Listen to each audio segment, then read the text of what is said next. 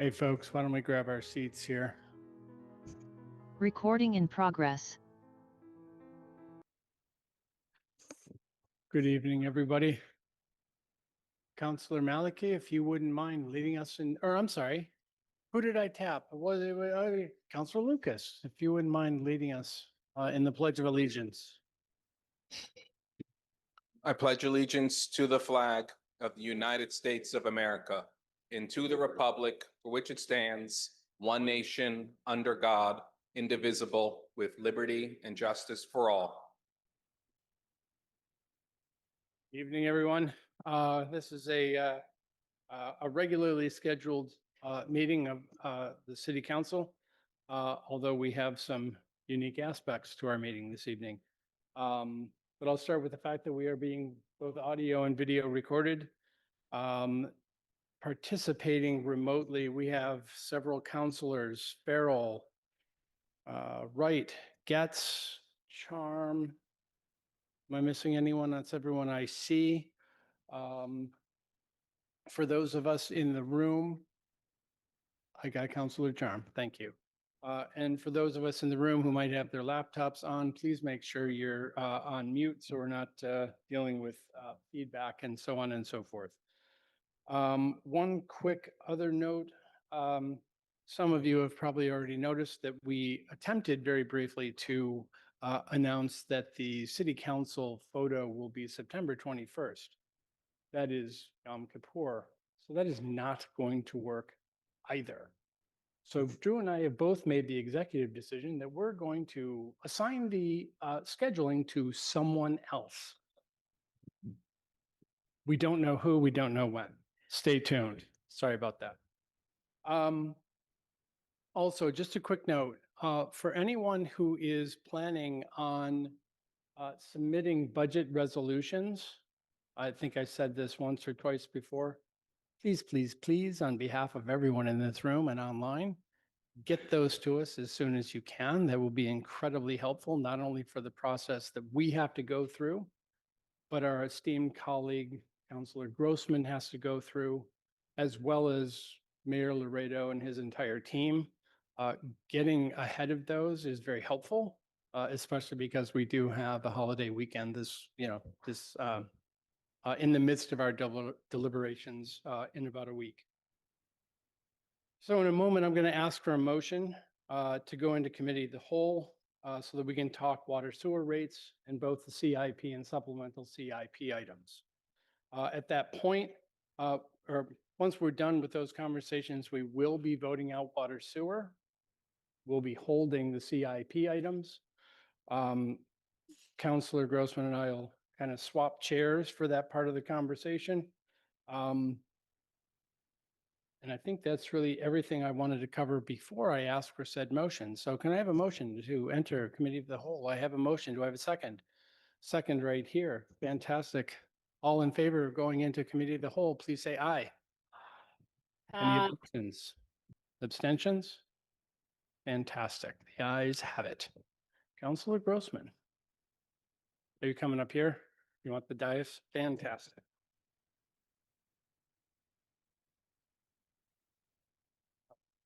Okay, great.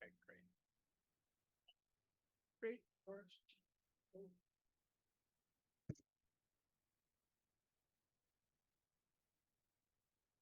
Thank you, Mr. President. We are now in a committee of the whole to take up 3 items. Item 157-26, the proposed water, sewer, and stormwater rates. Item 1-26, the fiscal year 2027 to 2031 capital improvement plan. And item 154-26, the fiscal year 2027 to 2031 supplemental capital improvement program. So we're going to start with 157-26, the proposed water, sewer, and stormwater rates. His Honor the Mayor submitting the recommended rates for implementation on July 1st, 2026. We are joined tonight by Commissioner Shauna Sullivan, our Commissioner of Public Works, and Tom Fitzgerald, Director of Utilities, to give our presentation and kick us off. Welcome and thank you. Good evening, councilors. I would request that you okay me sharing my screen for our presentation. Of course. Thank you.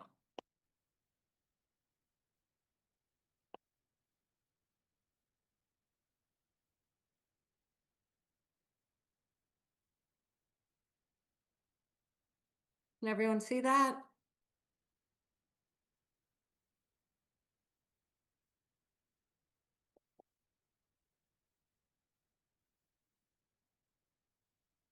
Can everyone see that? Yeah, we got it. Great, thank you. So I'm Shauna Sullivan, Commissioner of Public Works. Joining me tonight are Tom Fitzgerald, Utilities Director, and Maureen Lemieux, the Chief Financial Officer. Tonight, we are presenting the proposed FY27 water, sewer, and stormwater rates, along with an overview of the infrastructure, investments, and operational priorities these rates support. We respectfully ask that questions be held until the conclusion of the presentation.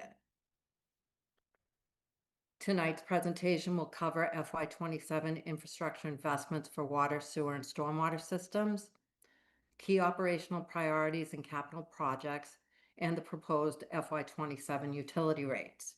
I will begin with an overview of the infrastructure and operational priorities, and then Chief Financial Officer Maureen Lemieux will review the proposed rate structure and financial details. First focus will be water. The Water Division continues to focus on system reliability, water quality, customer service, and regulatory compliance. The key FY27 initiatives include completing the citywide water meter replacement program and expanding the automated metering system, advancing water main cleaning, relining, and replacement programs, implementing proactive customer notification systems for abnormal water usages, increasing customer engagement through the Neptune My 360 customer portal, beginning design improvements at the Wobbin Hill Reservoir. We now have replaced more than 28,600 water meters citywide. The remaining work primarily involves larger commercial meters and approximately 889 residential meters requiring additional coordination or service work. In FY27, we will also continue the enhanced unidirectional hydrant flushing program, which improves water quality while verifying valve functionality throughout the system. These investments improve operational efficiency, reduce water loss, strengthen customer communication, and help modernize the city's water infrastructure. This slide outlines the FY27 water main replacement program. The city has planned approximately 14,900 feet, or roughly 2.8 miles of water main replacement work across multiple locations within the city. These projects include Brookline Street, Woodcliff Road, Fellsmere and Dolphin Road, Minot Place, Champa Street, and Studio Road. These projects are critical to improving system reliability, maintaining water quality, reducing water loss, and ensuring adequate fire flow capacity throughout the city. This work also supports our long-term asset management strategy by replacing aging infrastructure.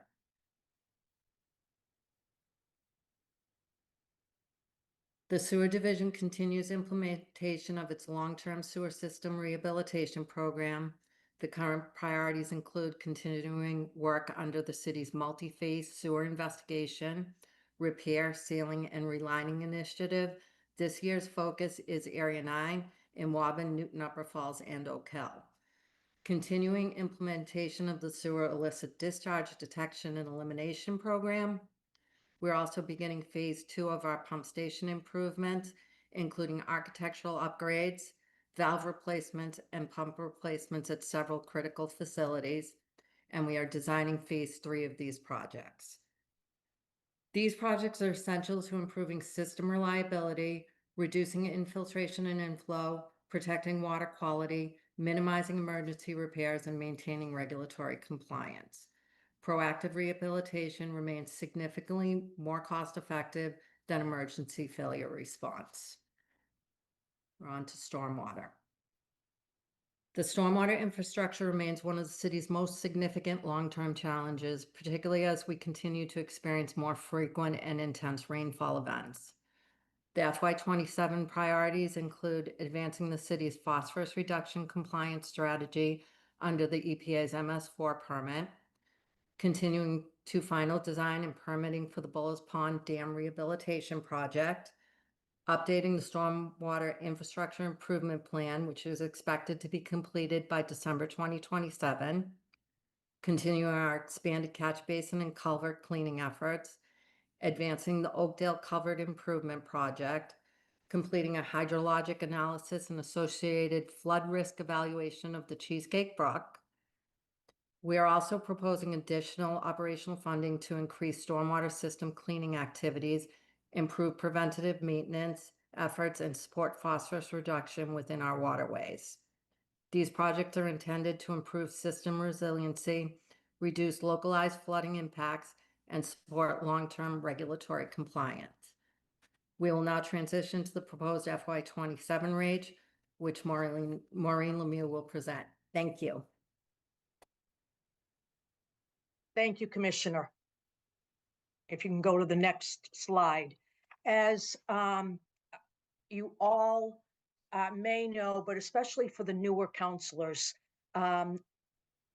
in 2013 or 14, we put together a long-range water and sewer infrastructure program. We worked very hard to develop it, to figure out what we thought would be a reasonable amount to ask the ratepayers to pay each year, and what a reasonable amount of work was to be done.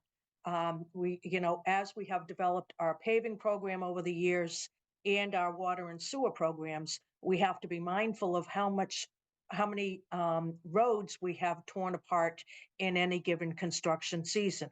And so when we put this plan together, we did so with the intent that we would have the total water, sewer, stormwater rates remain within no more than a 3.9% annual increase in the total rates that people were paying. We have been able since 2013 or 14 to maintain that structure in our water, sewer, stormwater fees. However, we are no longer able to do that.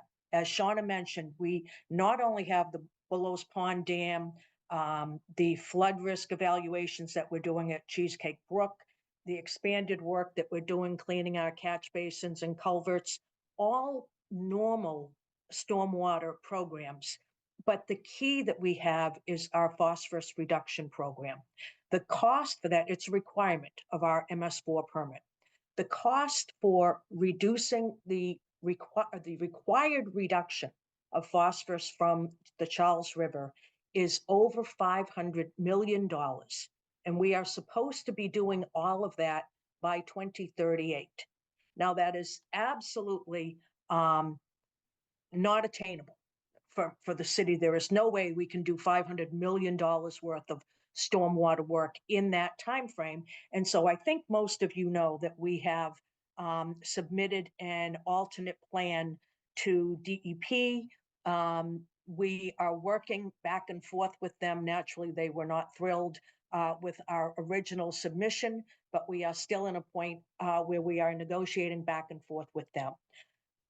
We certainly hope that we will not be required to bring forward a $500 million program over these next several years, but whatever we do to remove phosphorus from the Charles River is going to be extremely expensive.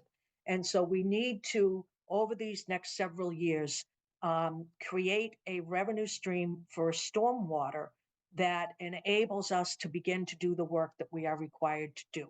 With that in mind, we worked very hard to look at both the water rates and the sewer rates to see if we could bring those rate increases in at less than our 3.9% that we have done over the last several years. We've been able to do that. And so on average, our overall water rate increase is 2.81% that we have in front of you. Our overall sewer rate increase that we are proposing is 2.3%. So we have worked very hard to hold the line on each of those enterprise funds. That gives us the opportunity to increase our stormwater rates by much more than what would make up the 3.9%. However, even 3.9% is not enough.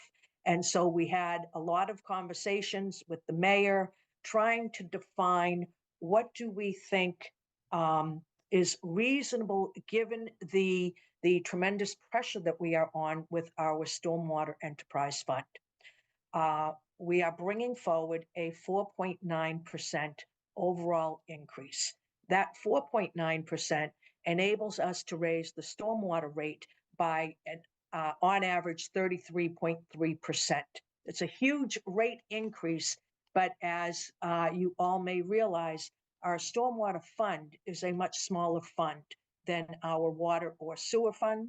The water fund is about a $30 million fund. The sewer fund is closer to 40 million, and the stormwater fund is in this year was only, I think it was a $5.8 million fund. So the percentage seems huge. The dollars that it will raise are in the $3 to $4 million range. So that's the basis that we really wanted everyone to understand. Our water and sewer rates, we have been able to hold very tightly. Water, MWRA, we pay out more than 50% in each fund. More than 50% of these rates go to the MWRA. Each year, MWRA has passed along a higher rate increase to us than what has been our average. We buy more water each year, and MWRA is doing a tremendous amount of work on the water system. The sewer rate increases from MWRA. Each year we have actually benefited from all of the sewer work that we have done. And so our sewer rates have historically been in all but a few of the past years, in more than a decade, have been less than what other communities have realized. And so we've held those rates as tight as we can and have put the rest of the money into increasing these stormwater rates. With that, so the overall, again, just to make sure everyone is aware, so the overall rate increase will be about 4.9%, with 2.8 in water, 2.3 in sewer, and a 33% increase in stormwater. And with that, Madam Chair, thank you. Thank you very much for that presentation. At this point, we're going to have questions by counselors, and I just want to remind everybody that after this round of questions, having a public hearing is part of this.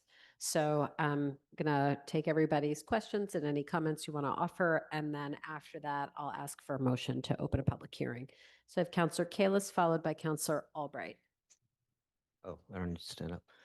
Ms. Lemieux, thank you for that presentation. So on the stormwater, the 33%, I know, I mean, since I've been here, it's been, the entire rate has been going up, I think, less than 4%.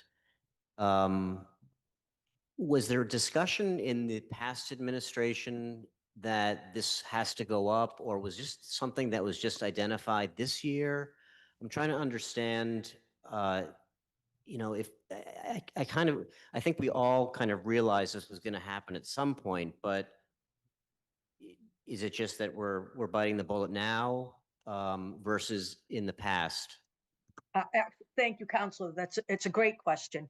No, we have very certainly known over the last few years, ever since we actually got the MS4 permit, our new permit for stormwater, we knew that we had these different increases looming over us, but we were also trying to work very hard to get the water and sewer programs to the point that they are at this point in time. What has happened is it has taken longer, I would say, for us to be going through the process of the phosphorus control plan. We don't know quite yet where we will land with DEP, what they will require of us, but we know that it will be a tremendous amount of money. And as I said, we have Bullows Pond, which we have now, I believe, finally come to a resolution on what that plan is going to be. We are cleaning our catch basins more often. We are street sweeping more often. We're doing several things operationally that will hopefully help us to help DEP recognize that we are doing a lot of operational things to limit the phosphorus that is going into the Charles River, in addition to the infrastructure improvements that they're going to want us to make. So the prior administration, we had many, many conversations about whether or not we should be holding off on making this jump to a 4.9% increase instead of a 3.9. And the timing was just such that we were able to last year only bring forward a 3.9% increase, but we are no longer at that point. One follow-up question is, do you see this as a one-time large increase, or do you think it's going to be multi-year? You might not be able to answer that because it probably depends on what DEP is going to give to us and whether you're able to negotiate a longer-term phosphorus plan or not. But I'd like to know your comment on that. Thank you. I would say my personal opinion, and that's all it is right now, is that this will probably be a few years where we need this larger increase while we're negotiating, and until we get to a point that we understand what the work is that we will have to do. But I would expect that this will be a few years where we would do our very best to stay at the 4.9 or below, get the stormwater account to a certain level. And that's what I can't define for you right now, is what that level needs to be. But this increase will still only generate about $8 or $9 million in stormwater revenue. I would think that we will probably need to get that account to a $15 or $20 million account. So my expectation would be that we would have perhaps 3 or 4 or 5 years worth of 4.9% increases, and then hopefully we'll be able to decrease that amount. Okay, thank you. I just have one more if everybody will allow me. Okay, so I understand everything you've just outlined. It makes sense. Given financial pressures and the economy and affordability issues, is there any way to delay this a year?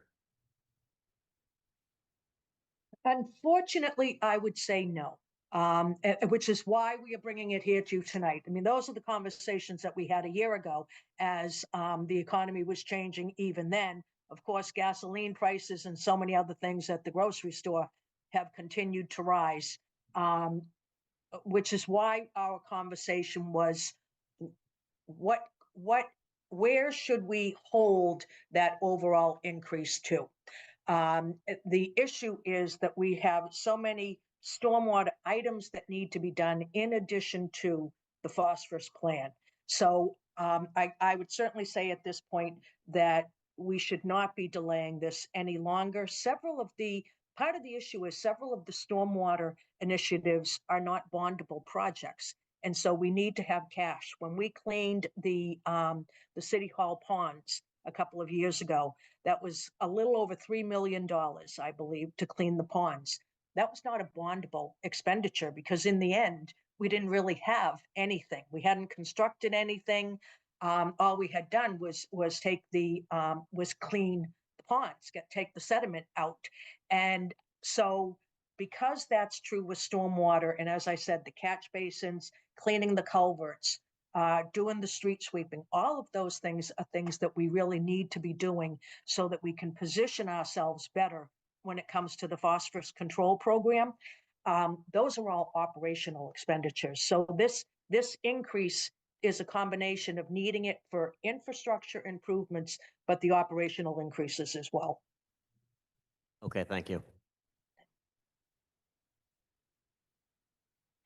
Thank you. Councillor Albright, you're up, and President Oliver, you're next. Thank you, Madam Chair. I wanted to ask Commissioner Sullivan a quick question first. The water, you plan on renovating 2.87 or 2, I can't read my handwriting, miles of water pipe. Is that about what we've been doing, or is that less or more? So that is just the replacement, the 2.8. We will continue the line as well. And it is slightly more than what we did last year. Okay, We're that's good to know. Thank just you. about 2.3. So I think COO Morse might want to clarify about the Bullows Pond. I don't think we have quite yet come to a conclusion unless there's something that he knows that the rest of us don't yet know. There's going to be a community meeting coming up at the end of the month to talk about the 3 options that the committee's been looking at. So you may want to call on Commissioner Morse before I finish. I am indeed going to. One request, can we just take down the shared screen for now so we can see everybody's faces? I think at a certain point, it might be helpful to put the rates back up on the screen, but when that moment comes, we can do so. COO Morse. Thank you very much. And thank you, Councillor Albright. You queued that up perfectly. Yes, just one point of clarification. We have not yet made a recommendation as a working group to the mayor with respect to the option that will ultimately land on with the Bullows Pond project. We do have a community meeting coming up soon where we'll present all the options and go through the opportunities and challenges associated with each of those. Hear from the community, take that information back, and continue our work as a working group before ultimately making a recommendation to the mayor. I would expect that we'll make that recommendation in the coming months, but we're not quite there yet. But stay tuned. Ms. Lemieux? Thank you, Madam Chair. If I may, I think it was wishful thinking on my part. So my apologies. Even as I said it, I wasn't really quite sure that it had been made. But I think it was wishful thinking. On all of our parts. So All set for now, Councillor no, Albright? I have not. Now I Okay. have my real questions. Go for it. This is about, let me just start with the water sewer rates. I've had many calls and I've actually spoken to Ms. Lemieux about this from people who live in multifamily buildings, and they pay the highest rate of water usage and water sewage usage. And the people that call me are they're people who've moved, downsized from a big home into an apartment in one of these buildings, these newer buildings. And now they're paying water rates that are so much higher than they used to pay because they're paying at the higher rate. And the question to us and to Ms. Lemieux is there any way possible to consider, like what the newer buildings apparently are building in water meters into each unit so that they could actually pay pay for what they're actually using. And the older buildings don't have that, but I just wanted to say that I had asked Ms. Lemieux if it would be possible as a summer project, could we take this on to study about multifamily buildings? I know there's nothing we can do about it tonight because we don't have enough information. We don't know if anything's possible, but I was hoping that we could get some kind of a commitment to at least study this issue over the coming summer. Ms. Lemieux, do you want to speak to that? Think we may want to let the commissioner speak first. I will try this, and I'm doing this from memory from a long time ago, but I believe, do we put, Commissioner, a residential factor on the large apartment complex buildings? I believe we do, but you know who can answer is Tom Fitzgerald, the utilities director. He should have detailed information on that. Good evening. The rates are, I don't believe there is a difference between that. There is just, it's a rate that goes with the meter and you pay by the tiers. Yeah. There is no difference between commercial and residential. Yeah. Yeah, I'm sorry. I don't think we quite got the second half of the sentence. Could you just repeat what you said, please? There isn't a difference between residential and commercial rates. It's one rate, just based on the tiers. They did a little, they did a little study at the Trio building to say, what would the difference be if you used because they do have meters in every unit at the Trio building. And what would the rate be if you paid the unit price versus the whole building price? And it was a substantially different number. So, and I understand the difficulties I'm raising, but there are a number of people who've called and said, isn't there anything you can do for us? So I'm just putting that on the table to see if we can, maybe there's a residential rate. I don't know what that really means, but if there's anything we could do to study this so that when we come to this next year, we've thought about it and can respond. Anything further, Ms. Lemieux or Commissioner Sullivan? As Go ahead, I can Maureen. certainly jump in. As Councillor Albright said, she and I have had conversations about this. We can certainly clarify, first of all, exactly what people who live in these larger buildings are paying on a what each unit is paying. The issue of ever trying to, obviously we can't retrofit these, but we certainly can't do anything to retrofit these buildings to have meters in each apartment or condo or unit. So it would really have to be the landlords or the associations if it's a condo building. But we can certainly take a look and make sure that we understand what it is that people are paying, and then take a look and see if there is something that we need to do. Now, obviously, if we do, I think you all realize this, but I will say it because it's important. This is a zero-sum game.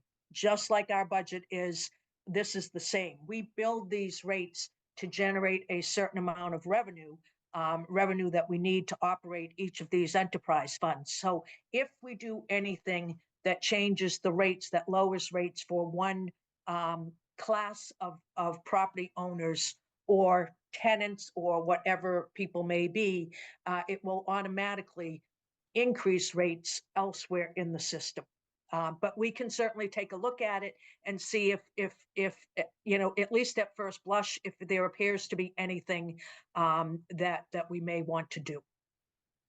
Thank you. I think that's as much as I could ask. And the last thing I wanted to raise was, someone brought this to my attention and I told them to call Commissioner Sullivan. It's about the amount of phosphate that's put into the system based on the golf courses and how they manage their golf courses. And I don't know if we've thought about that, and are the golf courses paying their fair share to solve this phosphorus problem? Does anyone want to answer that? We would actually need to investigate that. It's a great point to raise. We'd need a few. I would hope that over the course of this coming year that you could pay some attention to that, because, you know, they do get quite a break on real estate taxes. And so at least they could help us with our phosphorus problem. We will investigate that. Thanks very much. President Oliver, then Councillor Block.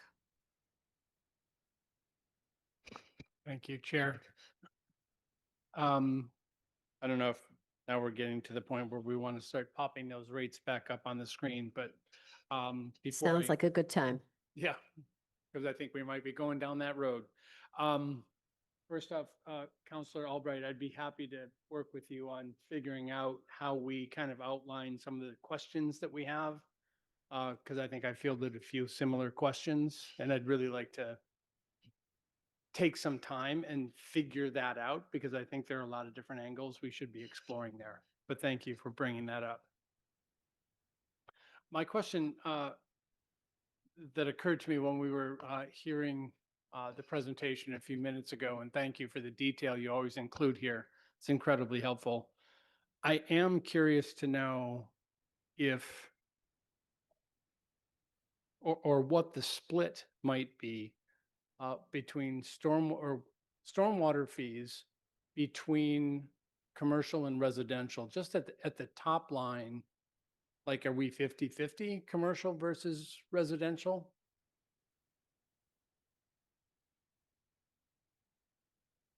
I will jump in. I do not recall. I believe back when we first started charging the rates the way that we do, I want to say it was probably more in the 65, 35 or something more in that range, with the 65 being residential. We have, I want to say about 26,000 residential accounts and 3,000 or 4,000 commercial accounts. I can tell you that the city and Boston College are far and away the two largest contributors to the stormwater revenue stream. Great. Thank you. That was just kind of, that was my only question, but I think that's one of those elements that you might see some follow-up requests on, but thank you. Counselor Block and Counselor Roach. Thank you, Chair. I'm looking at the stormwater fund information in the operating budget. If anybody else wants to follow along on the third tab, in which the total is $8,039,000. There's just not a lot of detail here, a lot of information. This is broken down between stormwater maintenance and operation, debt service, budget reserve, and retirement, including retiree health. These 4 lines. Oh, and then there's some transfer. Just can maybe the commissioner give us more of a sense of how these funds are actually spent? These contracted, these city employees, just how does this get expended? And maybe on the Ms. Lemieux side, how do we get to 8 million as opposed to 7 million or 9 million that we would like in this sewer fund? Just how do we get to this? Thank you. So I will jump in first, if that's all right, Madam Chair. Councilor Block, if you go to page, I think I need to put another light on in my room. If you go to page 4 in the stormwater financials, and for anyone else who may have either their book with them or have this up on their screen, you will see that we spend, and then if you go over to page 5 is where the total is. Of this money, we spend $3.8 million in the actual operations of the stormwater enterprise fund itself. That's where you would see our employees who do the work there. We spend about $1 million on employees. We have some large operational expenditures, if you will. So we have the NIPD's permit work that we do, which we have a $500,000 budget for. We have the stream management account where we have $500,000, and we have cleaning of our catch basins, which is $500,000. And so that page is where you see the normal detail, if you would. On the prior page, you can see all of the debt that we have incurred. So page 2 of the financials for stormwater, you can see what our bond maturities are and our interest on all of those bonds. And so each year we're paying about a little over $500,000 in debt service payments for our stormwater projects that we have bonded to date. The page before that, you can see what we spend through the comptroller's office, and that's where we have, we take a transfer to the general fund of $900,000, which is a contribution toward all of the work that so many of us do on stormwater, but that we don't transfer bill part of everybody's time. We just take, we have a calculation that we do, and so we charge the stormwater fund for all of comptroller, purchasing, payroll, the time that we spend in the executive office. It ends up to the calculation that we do. We have $900,000 that we take to the general fund as a revenue, as well as you said, we have pension contributions for stormwater employees. Then the other piece that is really the large piece is, you will see on page 1 at the bottom, we have $2,575,000 that we intend to put into the reserve. We have about $4 or $5 million right now in our stormwater reserve. We will add in next year's budget 2.5 million to that. And those funds, as I said a few minutes ago, go to things like when we had to clean the ponds out front that were $3 million. We had to pay cash for that. So we need to have a reserve fund in stormwater where we can utilize that. So for stormwater, if you really get into the pages, the first couple of pages don't necessarily give you the detail that you may be looking for, but it's those back pages starting at page 1 yet again that really has the detail that I think you are looking for. Thank you for that clarification. I'm just curious, the 2026 column, as I understand it, is the original budget. Is that correct? And do you have a projected annual spending for 2026? Our projected annual is very close to our budget. We budget very, very tightly, and we monitor these line items constantly. And so especially in stormwater, because stormwater is a fee on each account. So our revenue is very predictable, more so than it is in water and sewer. Our stormwater revenue is predictable.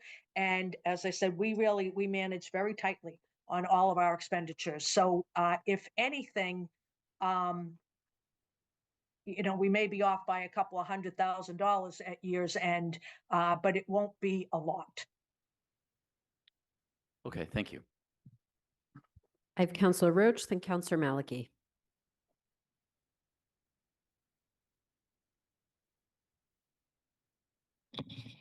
Thank you. So this comes up a lot, the notion of subsidy for those things that are good and charging for things that we view as, from a public policy perspective, not good or possibly destructive. So my recommendation is that in the case of irrigation, when we first broke this out, I think it was about 20 years ago, the rate for irrigation water was less than the rate for internal water based on the fact that irrigation water didn't have to be treated. And it's good that over time, it's now more than internal use water, but it's not enough more. And I think that there's no reason that residents should expect to pay a reasonable amount for external irrigation water, which is principally used for or largely used for ornamental lawns. So I would like to see us significantly increase the rate of the rate for irrigation water, and in simpler terms, right? There's an internal meter, an external meter. If you use water outside, that's the irrigation water. So something along the lines of a 10% increase would make more sense to me. I'm not sure if you then spread that across as smaller increases in the other categories or not. But I would like to see us significantly increase the level for outside water use. On Councillor Albright's point about multi-family housing and the fact that they are in a higher tier, if they don't have separate meters, they're in a higher tier for each individual home based on the overall water usage of the building. I would suggest we do something simpler, like calculate the rate tier for multi-family housing based on the overall water usage divided by the number of occupied homes. And that seems to be very straightforward. At least we give you an average that would tell you what the rate should be. And then the landlord could worry about distributing that cost across the tenants. So just as a point of clarification, switching now to Bullo's Pond, is the no dam option one of the 3 options, or is that the 4th option? That is one of the options that is being studied and will be discussed at the community meeting coming up soon. Thank you, Mr. Morse. Okay, and Commissioner Sullivan, one of the things that we talk about regularly, like for the last 25 years, is that the road reconstruction required after water main work is significant and extensive. Is this a good opportunity? And this is a loaded question because I know what the answer is. Is this a good opportunity for us to take a look at the 5 or 6 roads that are on the water main list and see what roadway redesigns, so tightening intersections, potentially doing chicanes, et cetera, to do, looking at the roadway geometry, since we'll be tearing up and rebuilding the roads generally? So they do end up on our paving list, our CIP list. Brookline Street, as you know, we just did some traffic calming on. We won't be touching that raised intersection. Woodcliff Road is scheduled for reconstruction. I believe it's two or 3 years out. Fellsmere Road and Dolphin Road are smaller. We always, whenever we look at paving a roadway, we consider what we can do for traffic calming. Okay, so I hope that there's a focused effort with these to include traffic calming as part of the inevitable reconstruction work. During the course of this project, they should be pulled together into one holistic view. So I want to go back to thank you, by the way. So I want to go back to the higher rate for irrigation. I think we went by that too quickly. Any response, Ms. Lemieux, on what the possible consequence and whether the administration could get behind a higher rate for irrigation? So thank you, Counselor, for that question. I would say it's certainly a policy decision that I would be more than happy to bring the concept back to the mayor, but it certainly is a policy decision. As much as we may or may not think that irrigation is good or bad, many, I think, homeowners would be upset if they've gone out and spent anywhere between $1,000 and $2,500 to have an irrigation meter installed. And, if we more or less make it almost as expensive as if they hadn't, people may not be happy, but it's a policy decision. But one point you did make, and I will reiterate it, these are 3 different enterprise funds. So it would be a zero-sum game within the water enterprise fund itself. We would not raise either anything on the sewer side or the stormwater side if we were to do something on the irrigation side. So each of these funds has to stand on their own. But otherwise, your question is really a policy decision. And as I said, I'll be more than happy to mention to the mayor that you asked about it. Thank you. Counselor Maliki, then Counselor Golden. Thank you. Just to clarify on the phosphorus control and the street sweeping, are we putting any expenses, whether it's buying street sweepers or the labor running them, is all of that being attributed to stormwater? So the street sweepers are the actual purchase of the sweepers. However, at the moment, we still have the labor in the general fund. It's something that I actually have spoken with Shauna about, and I would envision that perhaps next year, now that we're making this big jump, not for 27 because we didn't do it, but I would not be surprised if I were all of you that by the time the 28 budget is put together, that we may be looking at putting the labor charges for all of our street sweeping personnel into the stormwater. But we do currently charge all of the equipment purchases there at this point in time. Okay, thank you. And To Councilor Roach's point about the irrigation water, do we know what percent of the, say, well, I don't know, maybe residential and commercial, but do we know what percent of the volume of water used is falling under the irrigation category? So I will jump in again. This is from memory. I haven't looked at it in the last couple of weeks, but I think it's probably about somewhere between 10 to 15%. When we did all the calculations years ago, and we tried to estimate how much water was really used for outside usage, we thought that it was going to be a solid 20% of the water when we analyzed how people used water and what happened to their bills during the course of the summer. Now, because people had to, as I said, spend, anywhere between $1,000 and perhaps $2,500 to get the meter installed, depending on what the inside of their basements looked like, some people had to run, long lines to get to where their water meter was.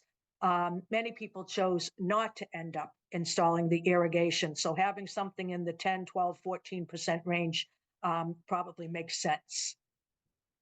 Okay, so if you increased that irrigation rate, there's not a lot of sort of volume to impose that on, that it would make a lot of savings for the non-irrigation water. There'd be some, but Correct. I think there wouldn't be a limited. huge savings. There would be some savings. And again, all of that is policy. If, if we were looking at saying that we should be charging considerably more for irrigation, we may want to look at the 0 to 10 HCFs, which many people who live alone do not use more than 10 HCFs in a quarter, particularly if you're someone who, might be older. Maybe there would be a decision as part of that policy that we only lower the 0 to 10 HCFs. So it's all, I think if we were going to look at one tier, it would make sense that all of them would be up for analysis. Okay, and let's see. We learned in the last year or so at some land use meetings that so-called pervious surfaces are not always pervious. When it comes to driveways and things, it sort of depends on how they're maintained, and there's maybe degrees of perviousness. When we say for commercial, the rate is, X cents per impervious square feet, are we counting, what are we counting as impervious surface? Is it all hardscape and roofs, or is it anything that asphalt or whatever that is not claimed to be pervious? How are we measuring that? Hardscapes, you're correct. So if it's roofs, okay, roofs, sidewalks, parking lots, plazas, walkways. whatever. Yeah. Okay, so basically impervious in this context means hardscape. Yeah. Okay, and the what you call commercial, that's applying, as I think you mentioned, to Boston College. Does it apply to Newton Wellesley Hospital? Does it apply to Massachusetts and federal properties? It applies to any property that, or any parcel or structure that has more than 4 residential units in it. So even if there were a 6-unit condominium somewhere, a standalone 6-unit condominium, it would be part of the commercial rate. I'm sorry, you said more than 4 units? More than 4. Okay, yeah. I was really asking about sort of institutional. Does it apply to all institutions, like the, federal, you got the post office, state properties, you got Leo J. Martin, Newton Wellesley Hospital? Is everyone that's an institution paying? Yes. Is the as my recollection, and this is from before I was on the council, that when this was set up, Newton Cemetery was exempted. Are they still exempt? And if so, are they the only entity in the city that doesn't have to pay based on their impervious surface? I do, you're correct, Counselor, they were exempted. I assume that they still are. I don't recall there ever being any conversation about changing them. But nobody else, as far as you know, is exempt? Not that I know of. Okay. And on the residential stormwater fee, it's a flat rate. You know, with water and sewer, you have the, well, I guess sewer is derived from water, but you have the potential to conserve water usage, but there's not really anything a homeowner can do to reduce the stormwater fee, which is the same regardless of how big your property is or how much percentage it is hardscape versus greenscape. Is there any thought, or is it considered too impractical to make that variable based on, like, give people a lower fee if they have a higher percentage of green space, say?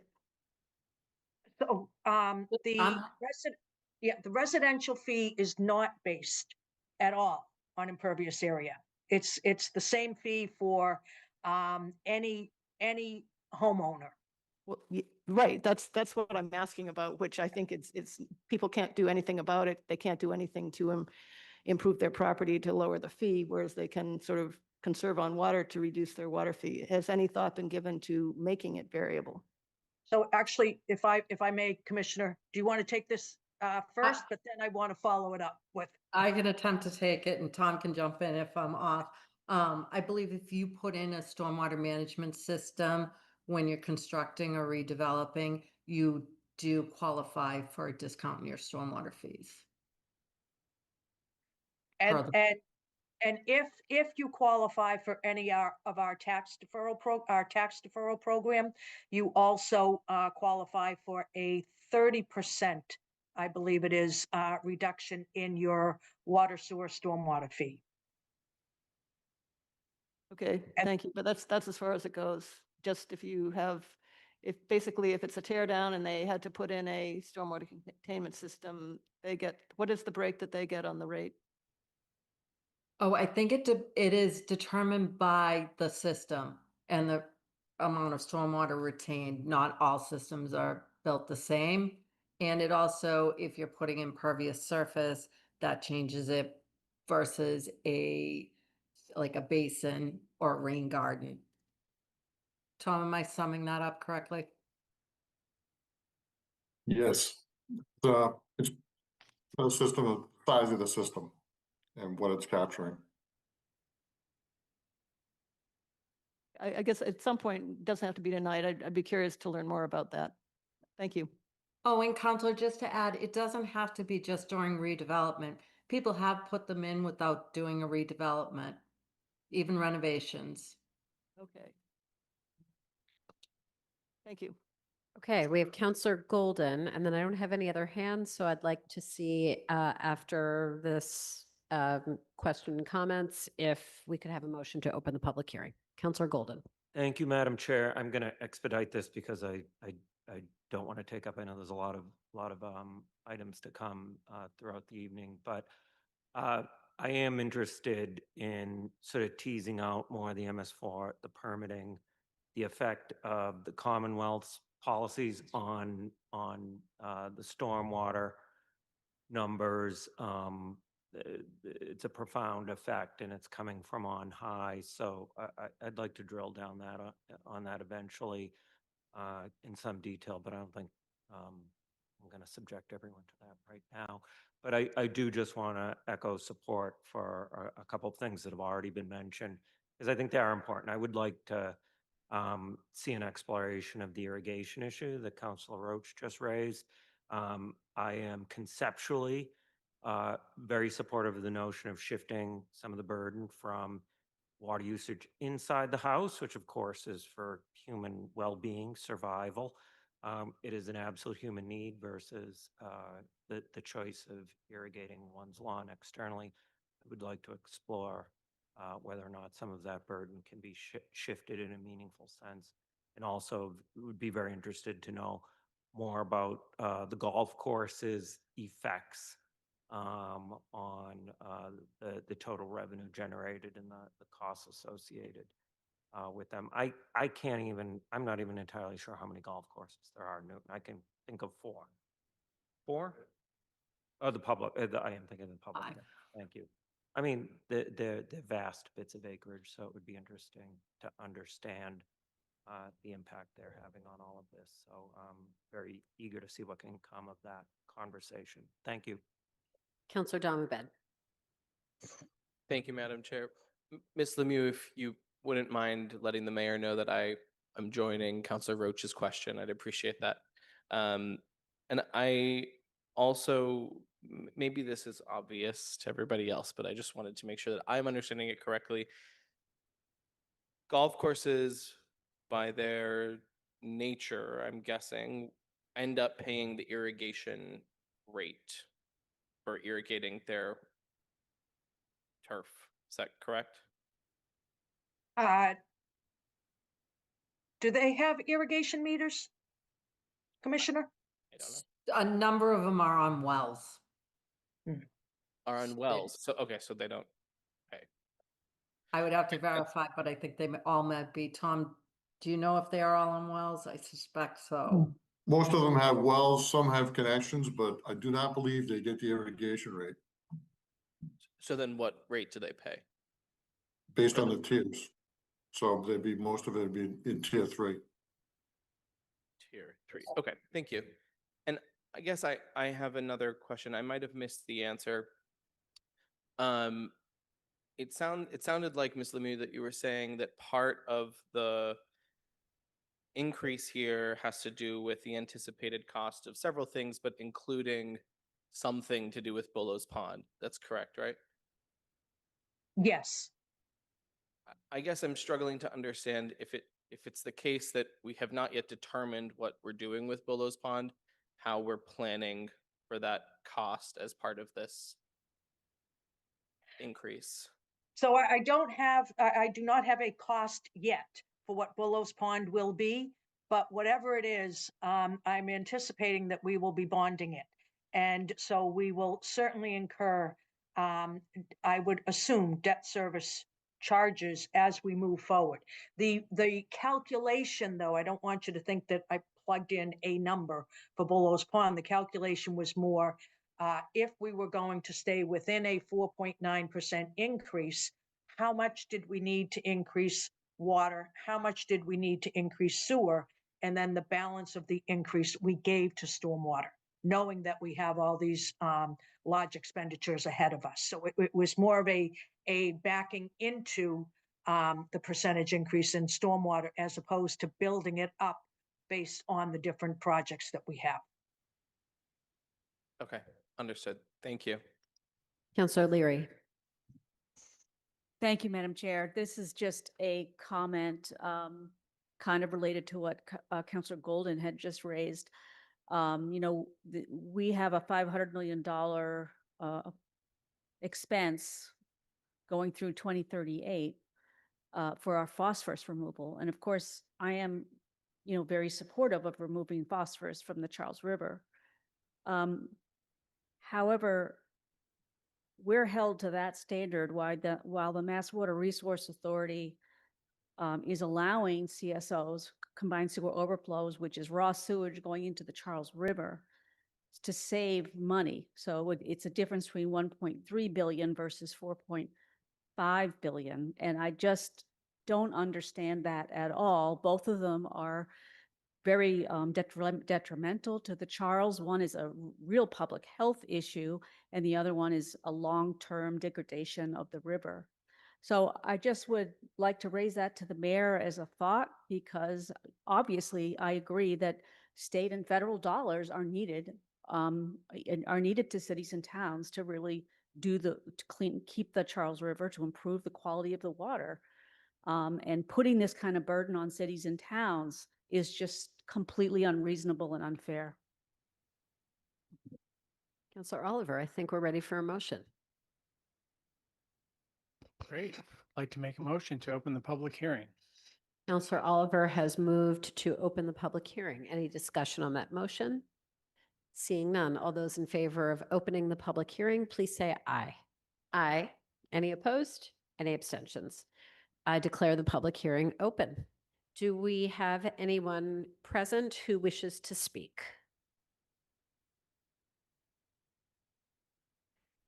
Okay, seeing none, is there a motion to close the public hearing?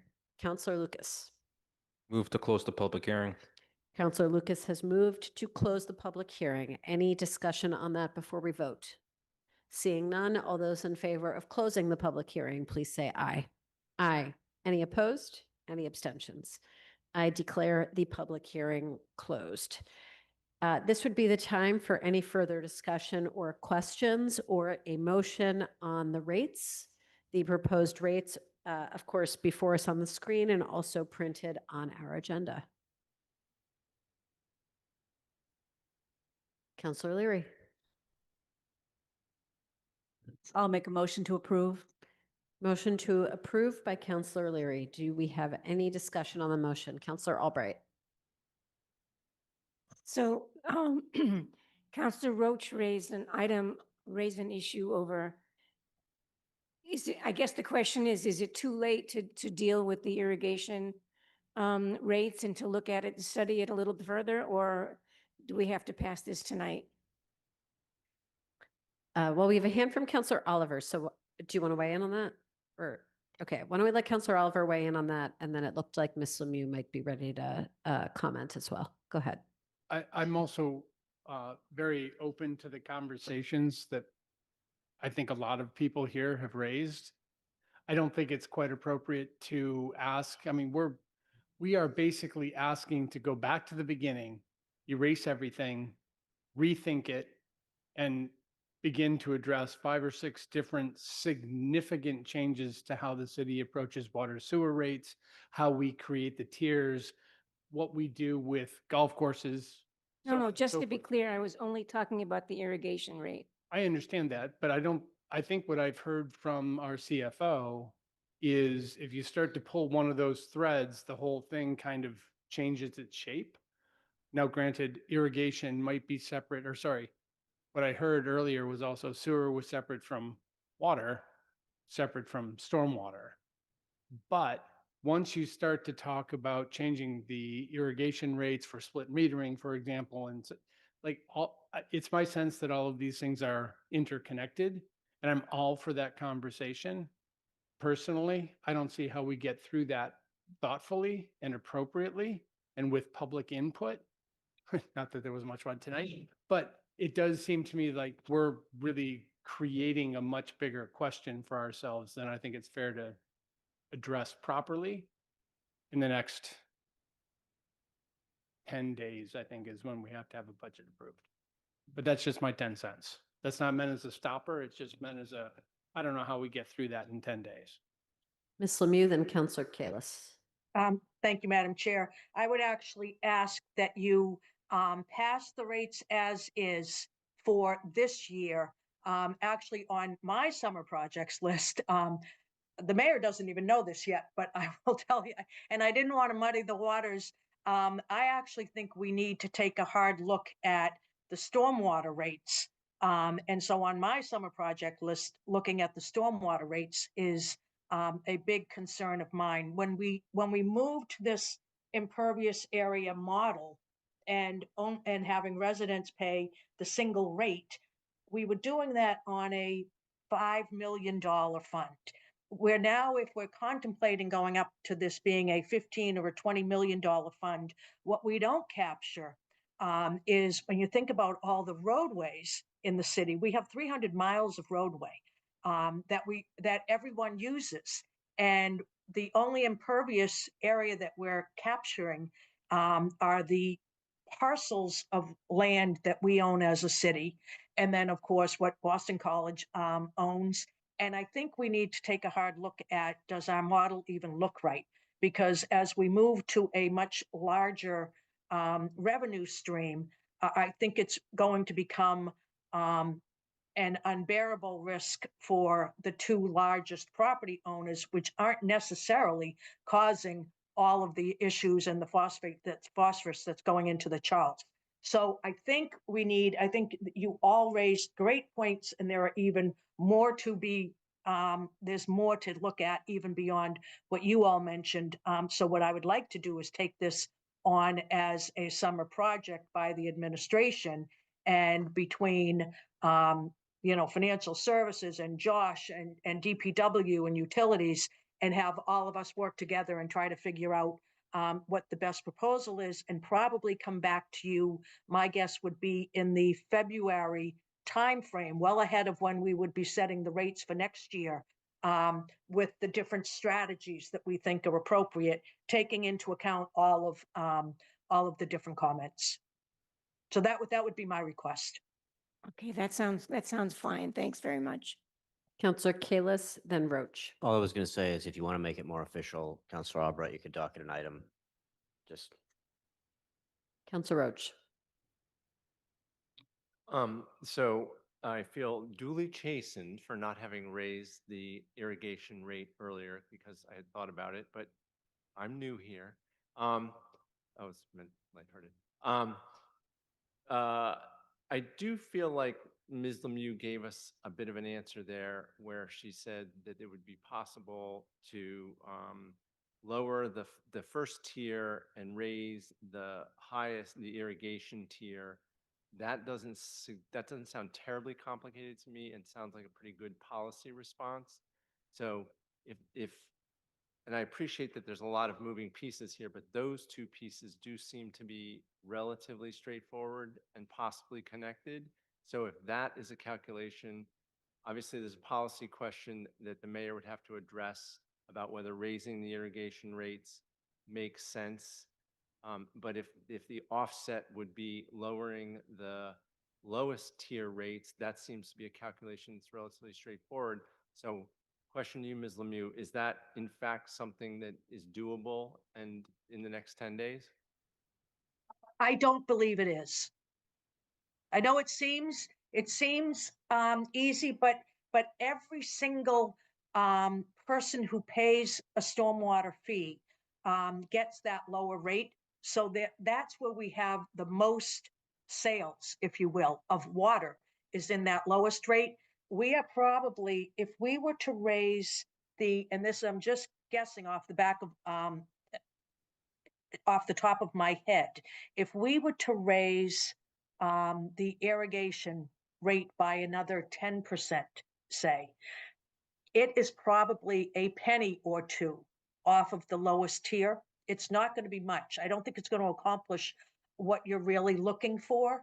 But I think if we address all of this and come back to you with a comprehensive plan for what we ought to be doing, I certainly believe that would be the best way. I don't think we could, within 10 days, put this together. Okay, I hear that. I just want to clarify one thing, which is my goal with raising the irrigation rate is not necessarily to lower the other rates, but to discourage water use for irrigation. So even if there's a penny or no offset, it would still have value. But I hear you, and I accept the conclusion. Thank you. Counselor Thank you. Farrell. Thank you, Chair. 2 points. One is that I guess I'm a little surprised that there are so few people who were here for the public hearing. I think we are going to find residents pretty vociferous when they find that our stormwater rate has gone up 34% or 32%, whatever that is, and that increase. And so I'm concerned about what we did to make certain that people in the city knew that this was going to be discussed. Secondly, and quickly, when you talk about irrigation rates, I would love to know how many of those people who have irrigation rates are growing food in their backyards. I think particularly given the costs of food these days, I'll bet a bunch of people are using this money for food gardens. And so I wouldn't be quite so cavalier about raising those rates. Thank you. We have a motion on the table from Counselor Leary to approve. I don't see any further hands at this time. Do we have any further discussion before we vote? Seeing none, did you want to do this on a voice vote, or I think you said roll call, Mr. Clerk? Okay, let's take a roll call, please. Counselor Albright. Aye. Hold on one sec. We had a clarification question from Counselor Damabeth. Is this a straw vote? No, this is an official vote. At the conclusion of this meeting, we're going to go into the full council meeting. I am going to ask for a suspension of the rules at that point to report out at this item for which there's no written report, where we will take our formal council meeting. So this is the end of the show with respect to water, sewer, and stormwater for this fiscal year. Okay, I'm sorry, Mr. Clerk, please proceed. Counselor Albright. Aye. Counselor Baker. Counselor Bixby. Aye. Counselor Block. Aye. Counselor Charm. Aye. Counselor Damabed. Aye. Counselor Farrell. Abstain.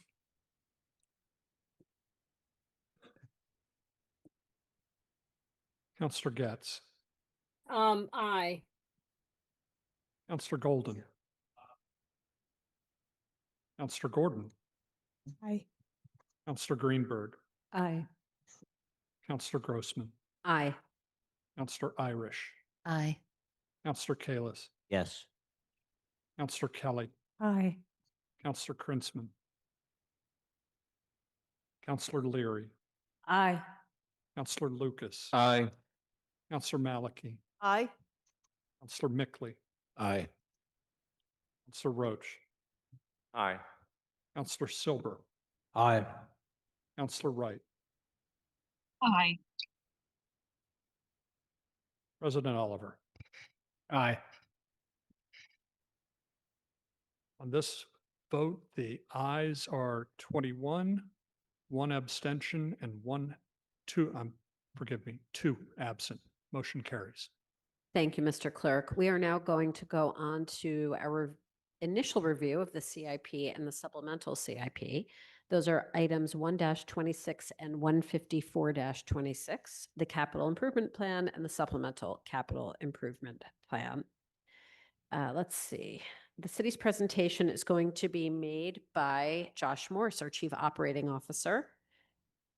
We're going to hear an initial presentation by COO Morse. We will have a round of councilor questions and comments.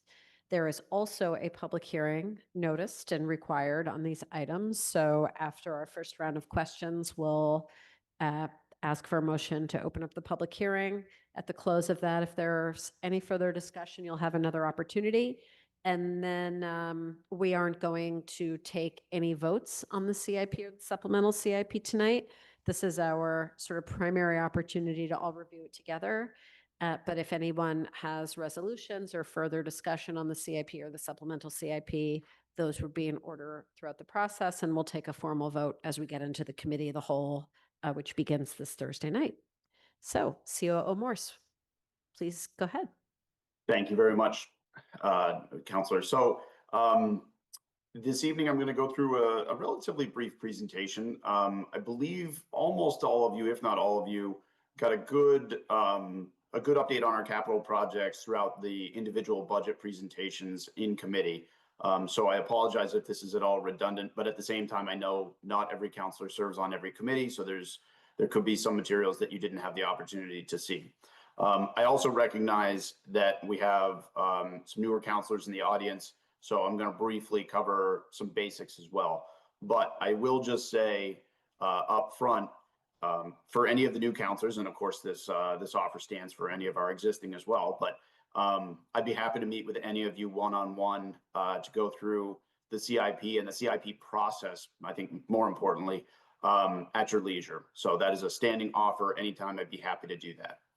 So without further ado, we'll get right into this. So the supplemental CIP, so the CIP is presented 2 times a year, once in the fall, which is our full CIP after a significant amount of work that occurs over the summer. And then we do a supplemental CIP that is submitted in the spring along with the budget. Typically, and this is true here as well, the supplemental CIP is pretty straightforward. We don't make a lot of changes in the supplemental. We update anything that is changed. If a project is completed, it comes off. If there are any critical projects that we need to adjust priorities on, we will do that. if we're anticipating moving on those projects between the supplemental CIP and the full CIP in the fall. In the case of this supplemental CIP, there were very few changes as outlined in the cover letter. No new projects added, a few projects slightly changed in priority, and a few completed projects taken off the list. But otherwise, as is typical, the supplemental CIP this spring is relatively unchanged from last fall. In total, there's 602 projects with a total value of $1.42 billion, with about $596 million funded now or within the next 5 years from a variety of different funding sources. I just want to recap. This came up in committee a little bit. For folks that don't know the Newton Capital Improvement Plan history, back in 2011, under Mayor Warren, the team worked with SEA Kleinfelder Associates, who did our building assessment. The buildings are only one portion of the overall CIP, but it's a large portion. So they did a complete building assessment of all of our buildings. This was coupled with recent building assessments done by HMFH architects for Newton Public Schools. And that has also been updated with information provided by the Massachusetts School Building Authority and a few subsequent updates that were done through Newton Public Schools as well. But from a high level standpoint, the CIP is based on a risk of failure and impact of failure methodology. If you look in the supplemental CIP towards the very back of the book, almost the last few pages, you will see a process that's laid out for how we evaluate each and every project in the CIP. There are risk of failure, impact of failure, and then criteria that all have weightings. And this is ultimately how each project is evaluated. We do this through multiple different criteria as we move through the CIP. And again, I won't get into too much detail here, but this would be a good one for any of you if you'd like to. Again, I'd be happy to go through kind of the process that we go through for each and every one of these. Just from a high level, I just want to point out we had a few projects complete and wrap up over this past year. The Lincoln Elliott Elementary School project is all done. The project came in on time and on budget. I should say on budget based on what was approved by the City Council. That was one of those projects that we did in the middle of the pandemic. So escalation did increase the project budget as it moved through early design. But once the budget was approved, we came in under that. The Cooper Center for Active Living project, this project wrapped up as well. I'm sure anybody in Newton is well aware of this one. This was at the parade just yesterday. So that was quite the scene to see everybody up there on the balcony, up on the deck. Now we've got some projects that are underway. Countryside School project. This one will be wrapping up this winter. We'll be moving kids in over the holiday break. Things are looking great over there. Just as a reminder, once we move kids in, we will abate and then demolish the existing Countryside School, which will then get converted into our fields and open space. The Horace Mann School project, this one is well underway and slated to be completed later this summer so that we can move staff and students back from 191 Pearl Street, the former Lincoln Elliott School, back into their renovated and added to building at 225 Nevada Street. Franklin School project, this one is also moving right along. It's a bit of a competition between Franklin and Countryside to see who can get finished first. But we're on track with this to wrap up probably February vacation, but certainly this winter. And this is something we're already working with Newton Public Schools on. Similar to Countryside, what will happen is staff and students will move over from the existing school, which is just to the right of this picture, into their new building. And then we will abate and demolish the old building and complete our fields projects and the playground installation. I should mention that all three of those projects are on time and on budget. We've got some new stuff coming down the line, and this has been something that we've started to talk about, and it's reflected in a lot of our materials. The Ward Elementary School, Police Headquarters, and Newton South High School projects, we just went through Public Facilities and Finance Committees seeking feasibility funding to begin those projects. the feasibility design phase, there were a couple questions here that I thought would be helpful for the entire group. Feasibility design phase is where we get answers to all the questions that are burning in our heads right now. So it's always interesting. People ask a lot of questions, rightfully so, and the answer for most of them is that's what we find out in feasibility. There was a question that came in as to whether or why all of our feasibility requests are identical in total cost, even though the projects are each different. We actually model pretty much everything we do off of the Massachusetts School Building Authority processes at the state level. And as part of that, our feasibility design fee, when we advertise it, is set at $1.25 million. This is oftentimes, and this is a max, this is oftentimes a lead loss for the design and owner's project manager teams that come in to work with us, with the understanding that they have a good shot at landing the much larger project. So it kind of is, it's an industry standard, at least in the Massachusetts area, and we stick with that as with all of our projects. It does increase slightly over time. When we started with Adjourn, I believe we were at about 750,000. It went up to $1 million as we move forward, and now we're at about 1.25 million. But we do tend to keep those things static. If we don't utilize all of those design funds, they just roll over into the next phase and they reduce the next ask, if you will, for the total project. As I mentioned here too, Underwood Elementary and Brown Middle School. So for everybody's information, if you didn't see it in committee, I will be presenting to the Ward and Underwood school communities on May 26th, Tuesday, at 6 p.m. Ultimately, to explain the recommendation that I will be making to the school committee on June 1st with respect to the question of whether or not we should consolidate the Ward and Underwood elementary schools.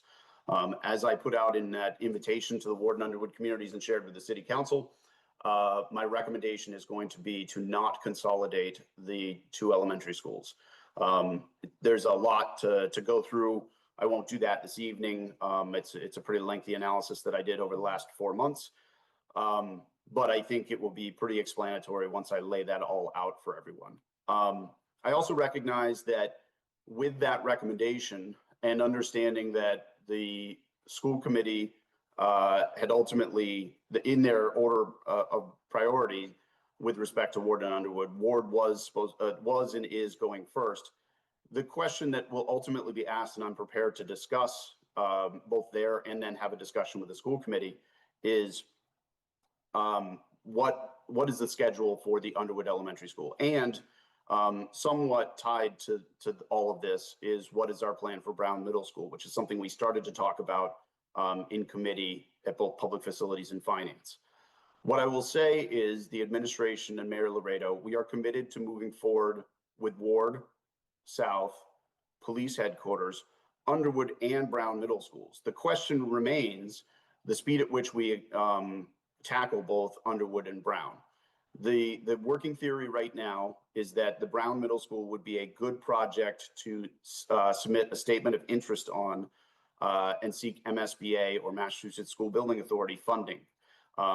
As folks who've been around the block a bit know, it oftentimes takes several attempts with the state to secure that MSBA funding.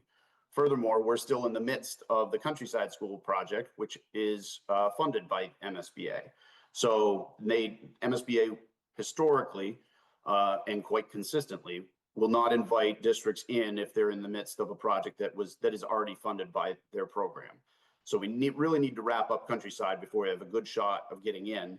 But it is going to be my recommendation that we start submitting a statement of interest for the Brown Middle School starting next winter, understanding that it could take a few attempts before we get invited in. The question remains, at what point do we move forward with the Underwood Elementary School? I will make it very clear to the council tonight, and I'm going to make it very clear to the Underwood and Ward communities in a few weeks. Again, we are committed to moving forward. We are still working on the overall plan with respect to how quickly that happens. I will be as strong in my statements as I can be, but there's a lot of moving pieces here. This is a lot of work. And I think the other thing that is important to point out is that we only have one elementary swing school. And that is something certainly we need to consider when we're thinking about the Ward and Underwood elementary school projects. The Ward School project, just to remind everybody, unlike Countryside and Franklin, where the fields adjacent to those schools are school properties, the property adjacent to the Ward School is Parks and Rec land. So that is something that we would have to consider if we were ever to look at building on site and keeping the Ward School occupied. So lots of moving pieces there. There's going to be a lot more discussion coming, but I just wanted to put that out there. I'll also point out that our administration has continued the commitment to moving forward with various projects, such as our fire apparatus replacement plan. Engine 7 has been received. Ladder 3 is about a year out, and Engine 4 will be is slated to be ordered this July, of course, pending City Council approval. What we're seeing is that the lead time on the apparatus has become longer and longer. Right now, the national lead time on these is about 3 years. So what that means is we have to get into the queue much sooner, and that's part of the reason why we're going to be working with you on Engine 4 here. I'll also just take this chance to just point out that while I'm focused on a lot of larger projects, there's a lot of smaller ones that are moving through as well. As the committee saw, moving forward with the SCBA harness replacements, the Jaws of Life replacements. Those are smaller projects. Some of them true capital, others not as much, but all of those projects are quite important, not just the big ones. Paving. So I just want to point out, if anybody didn't catch it in the CIP, included in the supplemental CIP, I believe for the first time, we have published our 5-year paving plan. This is available on the city's website as well. So this covers FY27 through FY31. I didn't grab all the screenshots for tonight, but I did just want to point out our FY27 paving plan. This is all based on our PCI and also factoring in other work that's happening in the neighborhood. So you've got the previous slide was FY27, a little bit of FY27 here, and then it rolls into FY28 and right on down the line. I think this is important. You'll see at the bottom, we say this report is intended for general planning and informational purposes only. Basically what we're saying is it's subject to change, especially the further out in the plan you get. There's a lot of moving pieces, and we are constantly updating the plan based on the condition index that's out there. A little bit of this is a little repetitive for those who went through the committee meetings. So DPW has been working through our paving plan, the $9.5 million a year. And they are continuing to go strong on improving our overall PCI, which is up, I think, more than 10 points since the program started across the city. So that is, they're doing an excellent job out there. We do have some work we're going to be doing with them with respect to how we're coordinating a lot of the different work here. Paving is important, but also keeping a close eye on when and to what extent Complete Streets plays a role in this, making sure we're tying in, not physically tying in, but looping in our utilities division with respect to stormwater, making sure that we're well thought out with respect to our intersections and our curb cuts. There's a lot of moving pieces there, our street trees, our curbing. So there's going to be a lot of work that we're doing. We've recently reinstituted the infrastructure cluster, which is an internal group that brings all those stakeholders to the table so that we're all talking and making sure that we're coordinating our work. I think that's going to be, I know that's going to be imperative as we move forward. So our transportation network improvement program funding, as I mentioned, $9.5 million. But what a lot of people may not realize is that this includes our traffic calming and intersection improvements and our pavement work, markings as well. So a lot of the attention, rightfully so, is focused on streets and sidewalks, but there are some other elements that are included in this program. So from a transportation and traffic calming standpoint, outside of just paving, we have a handful of projects that we're currently working on. I won't read through all of these, but I'm going to skip through water, sewer, stormwater fairly quickly because we just talked about all these, but I'm happy to go back to any of these slides. I will just hit on stormwater. One thing that I think that was mentioned that I really want to point out that I think I'm really excited about, and I'll explain why I think you should be too, is that we're working on the city's stormwater capital plan and our maintenance plan. This is, as we start thinking about climate change and the more frequent 100-year storms and the more frequent surge storms where we're getting several inches in a very short period of time, we need to be more resilient as a community to help minimize the effects of those rain events stemming from climate change. So what does that really mean? It means that we need to do a better job at investing in our stormwater systems, both from a capital and a maintenance standpoint, so that we are being more resilient, so that we are helping to minimize the likelihood of flooding in our residential and commercial properties, and of course the damages that come with that. So we've got a robust plan, an awesome team working together to make that happen. It's a Herculean task, and this is going to be something that we really are going to be pushing hard on over the next year. Same thing as we talked about earlier. These are just a lot of our FY27 priorities. Going to go through some of our fields projects. This is the athletic field improvements over at Albemarle. If folks haven't been by very recently, about half of the large soil piles are on their way out. And we have a plan to remove the rest here in short order. We will be ready for the 4th of July celebrations. We're excited about that. And the project will be substantially complete by the end of September 30th to be exact. So we are on track over there. This is a project that I am keeping on top of with our team at Parks and Rec, because this is a high use field and we're excited to turn this one back over to the community and also to the FA Day School. Burr School Fields project, folks probably saw the mayor's announcement the other day. We are going to be removing the fence and opening the field up for kind of passive recreation use. We're going to hold off a little bit longer on the organized league play. Right now we're looking at July, probably mid to late July to remove the fence.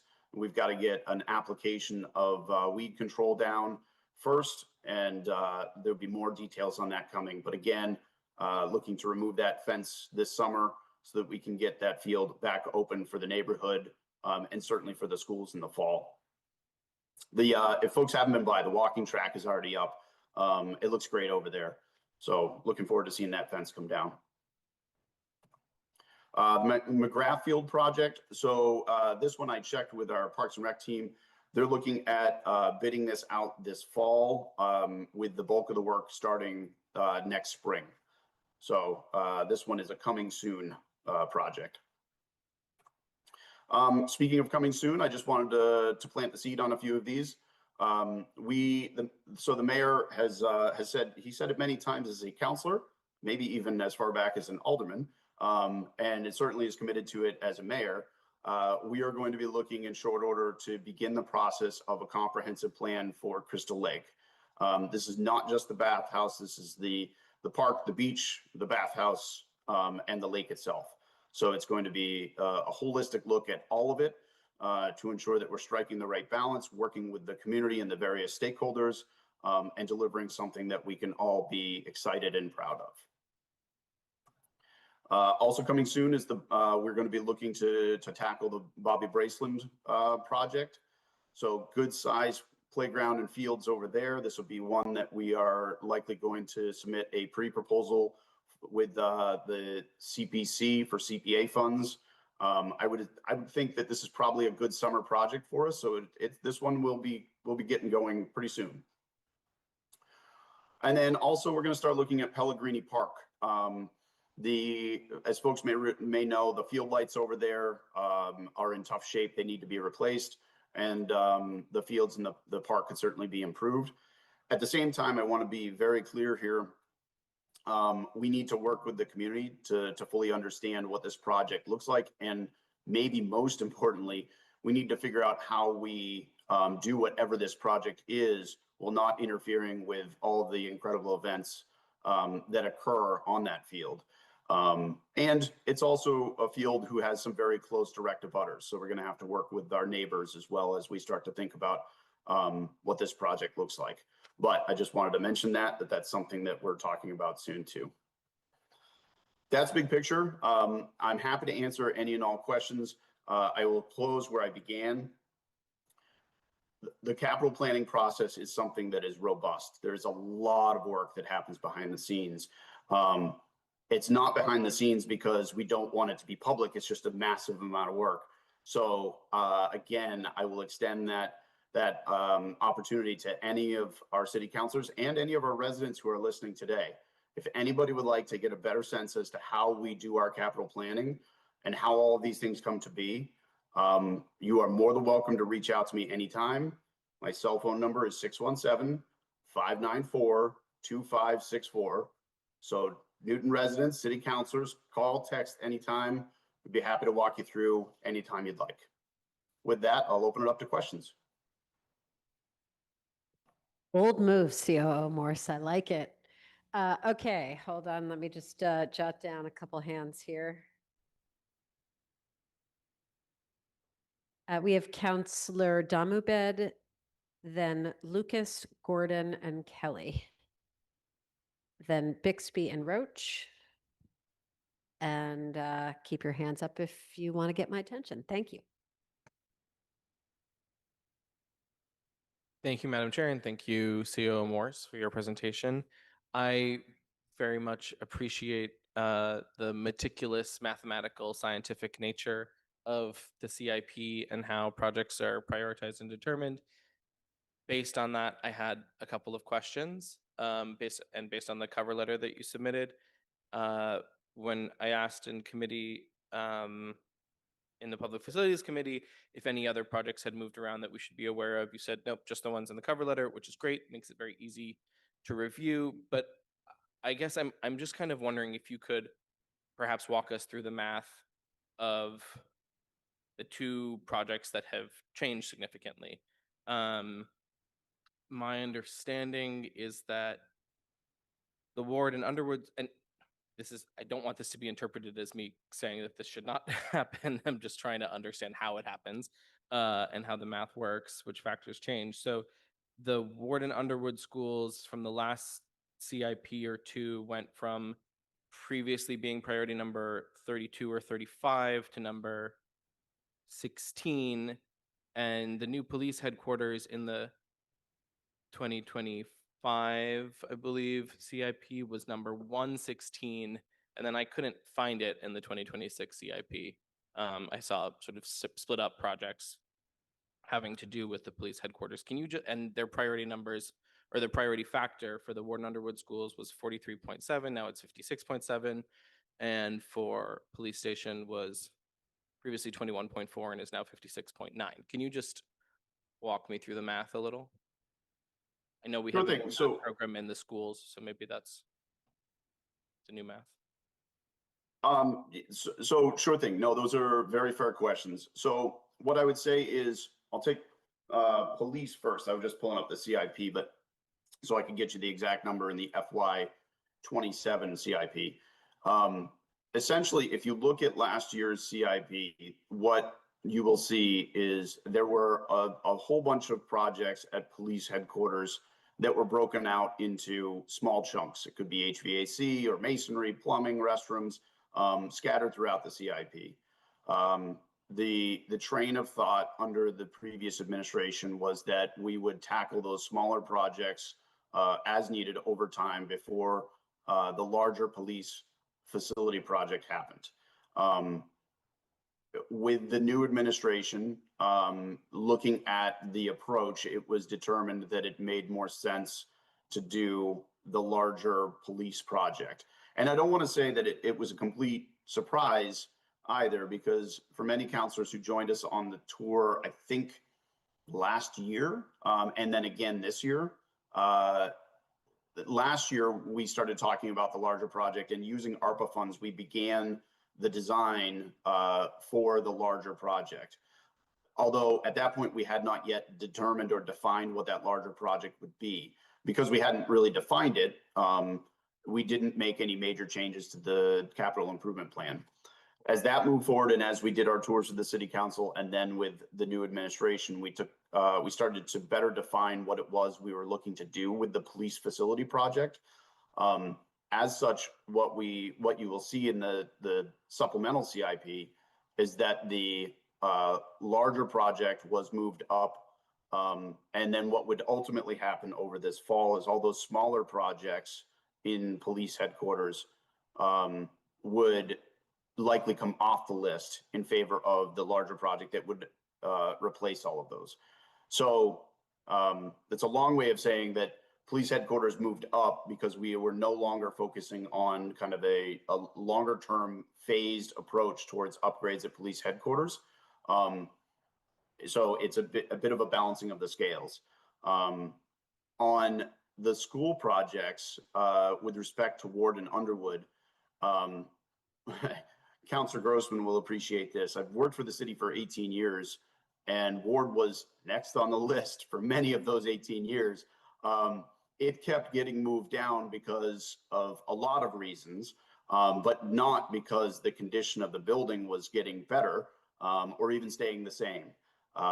It was, especially as of late, it was what I would call artificially suppressed in priority ranking because we were, as a community, and specifically the school committee as a body, we're grappling with this question of enrollment, consolidation, and what the plan should be to address those two schools. Again, I want to say with one of them already having reached its centennial and the other very close, there is absolutely no question of need here, more just a question of getting answers to those very lofty, high policy questions that would then in turn adjust the ranking. So that's a long way of saying that we adjusted the ranking with the understanding that that I would be making this recommendation to the school committee, and that with the timing of the supplemental CIP and understand that we want to get started on the design this summer, we wanted the supplemental CIP to reflect the speed at which we would be moving forward on those projects. Okay, thank you. That helps, and I have one clarification maybe, and then a statement, I guess. So for the police headquarters, I understand the, sort of many small projects became one project. It found its place back. Is the priority factor therefore an aggregation of all of the small projects, or was it sort of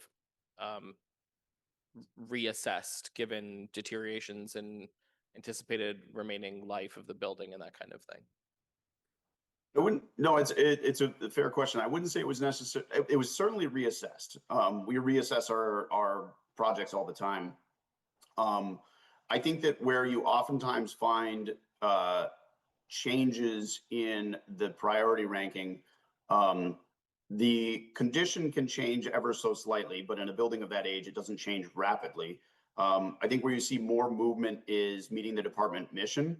And with respect to that, when you have a new chief coming in and a new mayor coming in, evaluating the department mission and how high that criteria is ranked, for example, and there are a few others where this would be true too, that does become slightly subjective based on the leadership that is in place, especially when you're looking at comparing a kind of a phase renovation, as was the plan in the past, to a new or major renovation and addition project.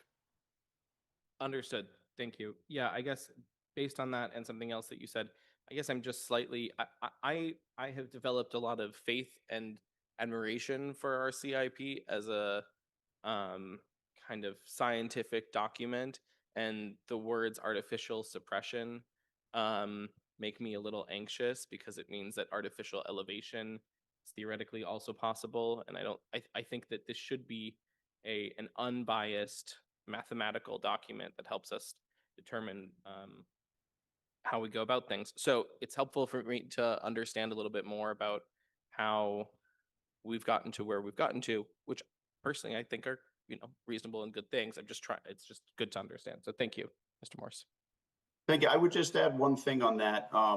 And I do certainly hear you with respect to the potential for artificial elevation. But what I would say is, for example, the Ward and Underwood projects with the department, just sticking with the department mission, for example, I can absolutely see the concern there. But what I would say is, when the school committee, for example, is grappling with what should be the next school several years back, should it be Lincoln Elliott? Should it be Ward? Should it be Underwood? And with the understanding at that time that Ward and Underwood enrollment were low and at the time declining,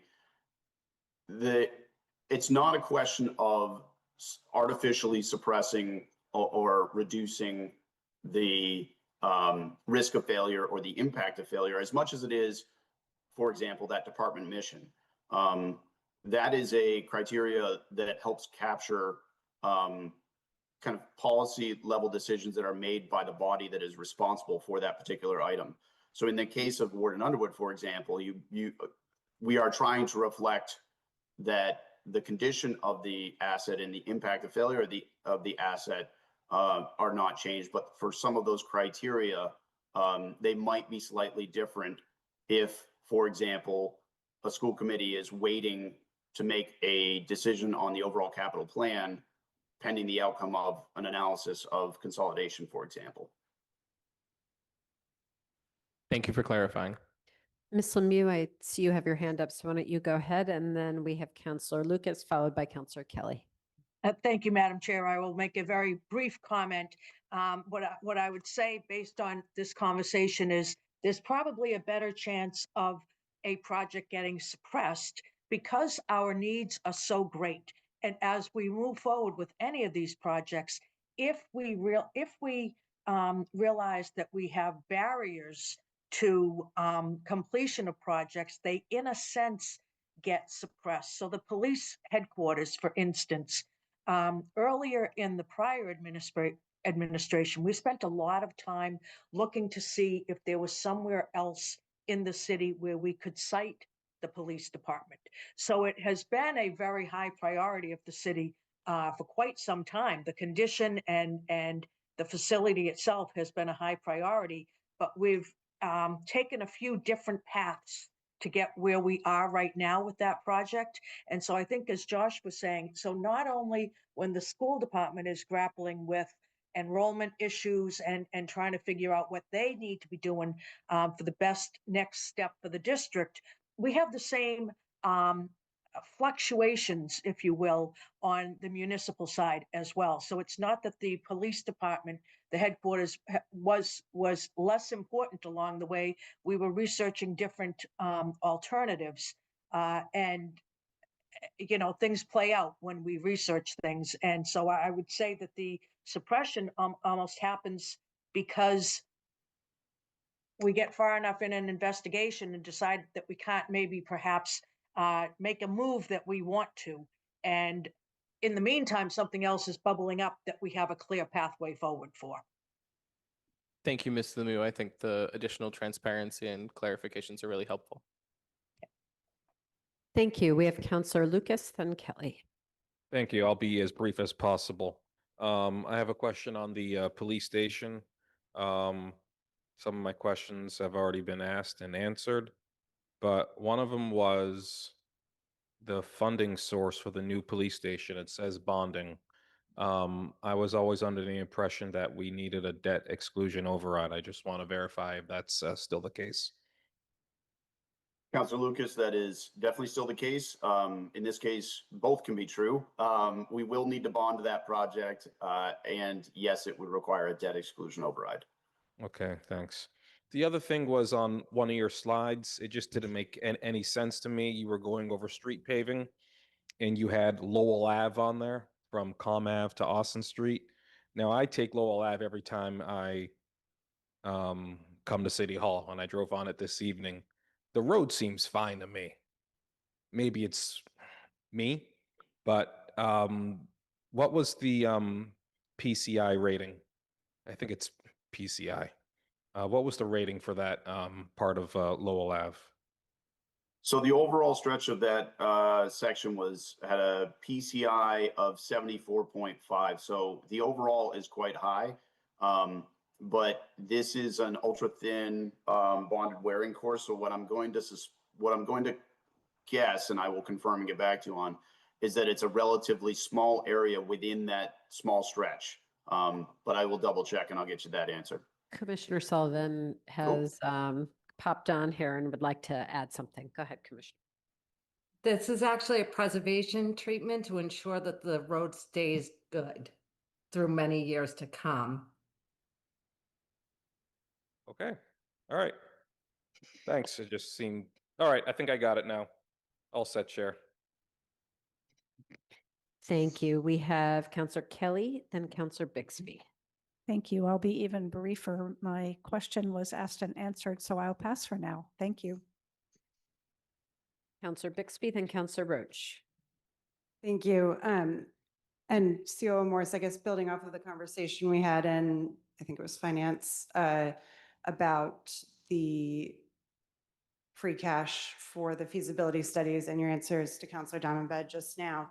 What are the plans to align our CIP with the school committee or NPS's goals on the school building projects and these different things? You know, we've talked a lot about just the school community's expectations, families' expectations for what might be happening in the future.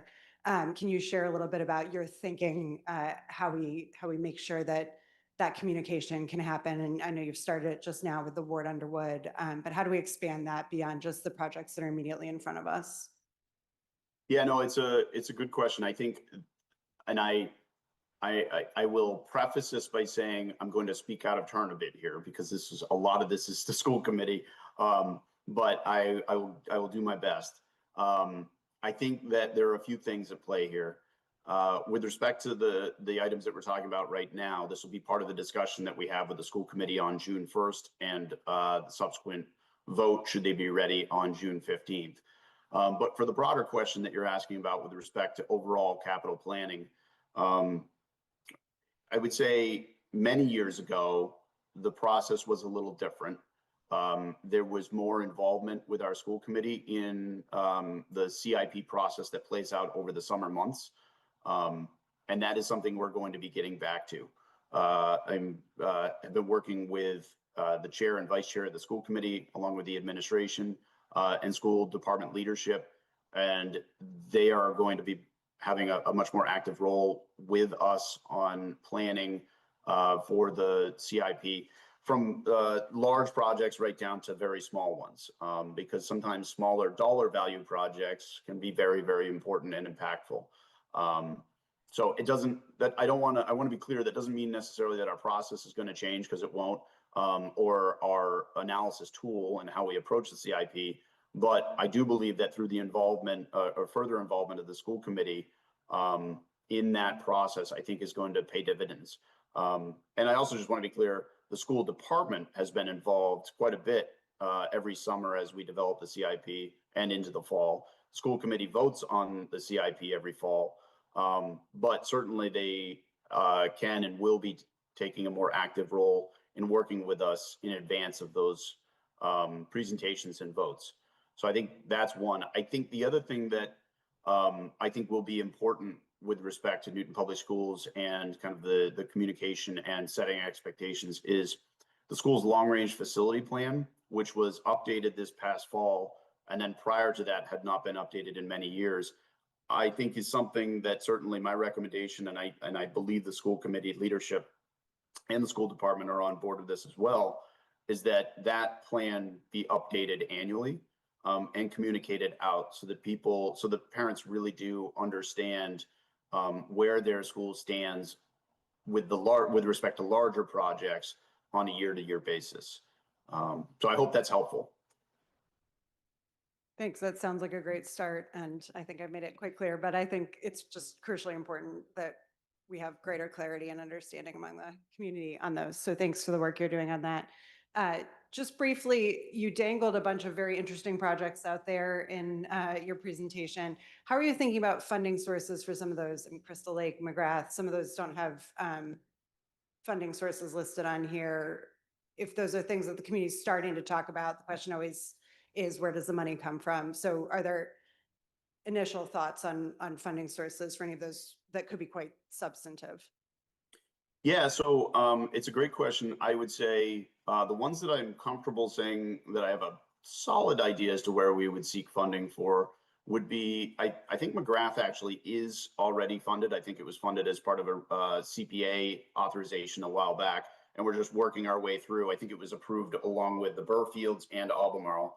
And then with respect to Braceland and Pellegrini, I think those would be projects that we would seek a partnership with CPA, the CPC for CPA funds on. And then Crystal Lake is a little further out, and understanding where I think step one would be securing the feasibility funds to start that comprehensive plan. I would say that at this stage, we don't have the funding source nailed down for that. And then subsequently the larger project we genuinely do not know the scope of work. So we don't have a good idea as to what that will cost. So until we have a better sense as to the scope and then the cost, I wouldn't want to opine on the funding source this early. Fair enough. Thank you. And thank you. Yes, I do see that. I guess our last request would be slightly larger font for next year. I think we're all struggling with a very small print, but thank you. That's helpful. And thanks for all the work you've done on this. Pleasure. Councillor Roach, then Kalis. Thank you. I have a quick question, which is with regard to the police headquarters, is another location off the table as an assumption going into the design process, or is that still an open issue, open question? Great question. And I will respond initially by saying process is paramount. And anybody who's worked with me on working groups and building committees over the years has heard me say that before. We make no assumptions before we've completed our feasibility work. As long as I've done this, as much as I think I've got it all figured out, I don't. And none of us do. So it's important to go through the process, evaluate all the sites, see what options there are, and work through the system. Showing how everything is made and how we get to the conclusion is oftentimes more important than the conclusion itself. So. Terrific. Thank you. Councillor Kalis. Thank you. So dating back to, I think, Bob Rooney, I've been asking about the light at Newton Center, at Center Street and Walnut. And it was always, well, we have Needham Street that's being done. We'll coordinate it. It'll be smart once we have Needham Street done. I know Route 9 was just done by the state, but what's the status? Is that, I looked at number 27 on your list and I see Newton Highlands in general. I'm just wondering about that light though, and how to make sure it's coordinated with all the other lights that we have and separating it from the Newton Highlands project, which is now in phases and completely different. So to be honest on that one, Counselor, I'm going to have to look into that and get you a sense as to when we would tackle it. But I can certainly get you that information very quickly. Okay, I appreciate it. And just know that I'm channeling Councillor Bixby and Roach and Gordon as well. They're all very interested in this. I will be sure to copy them on the response as well. You can channel me too. I'm also interested in it. I Excellent. get stuck at that light a lot. Yeah. Councillor Albright. So this is sort of a forward-looking question, but with, free cash has been something that we funded projects with as the new year closes, we fund a lot of projects with free cash. We have in the past. With free cash being limited in next year's budget, have you got a plan for how we'll substitute for free cash?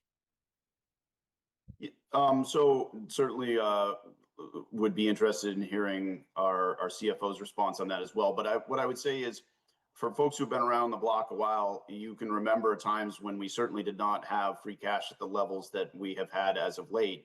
And what was more common back then was we would bond those smaller projects for shorter bond terms.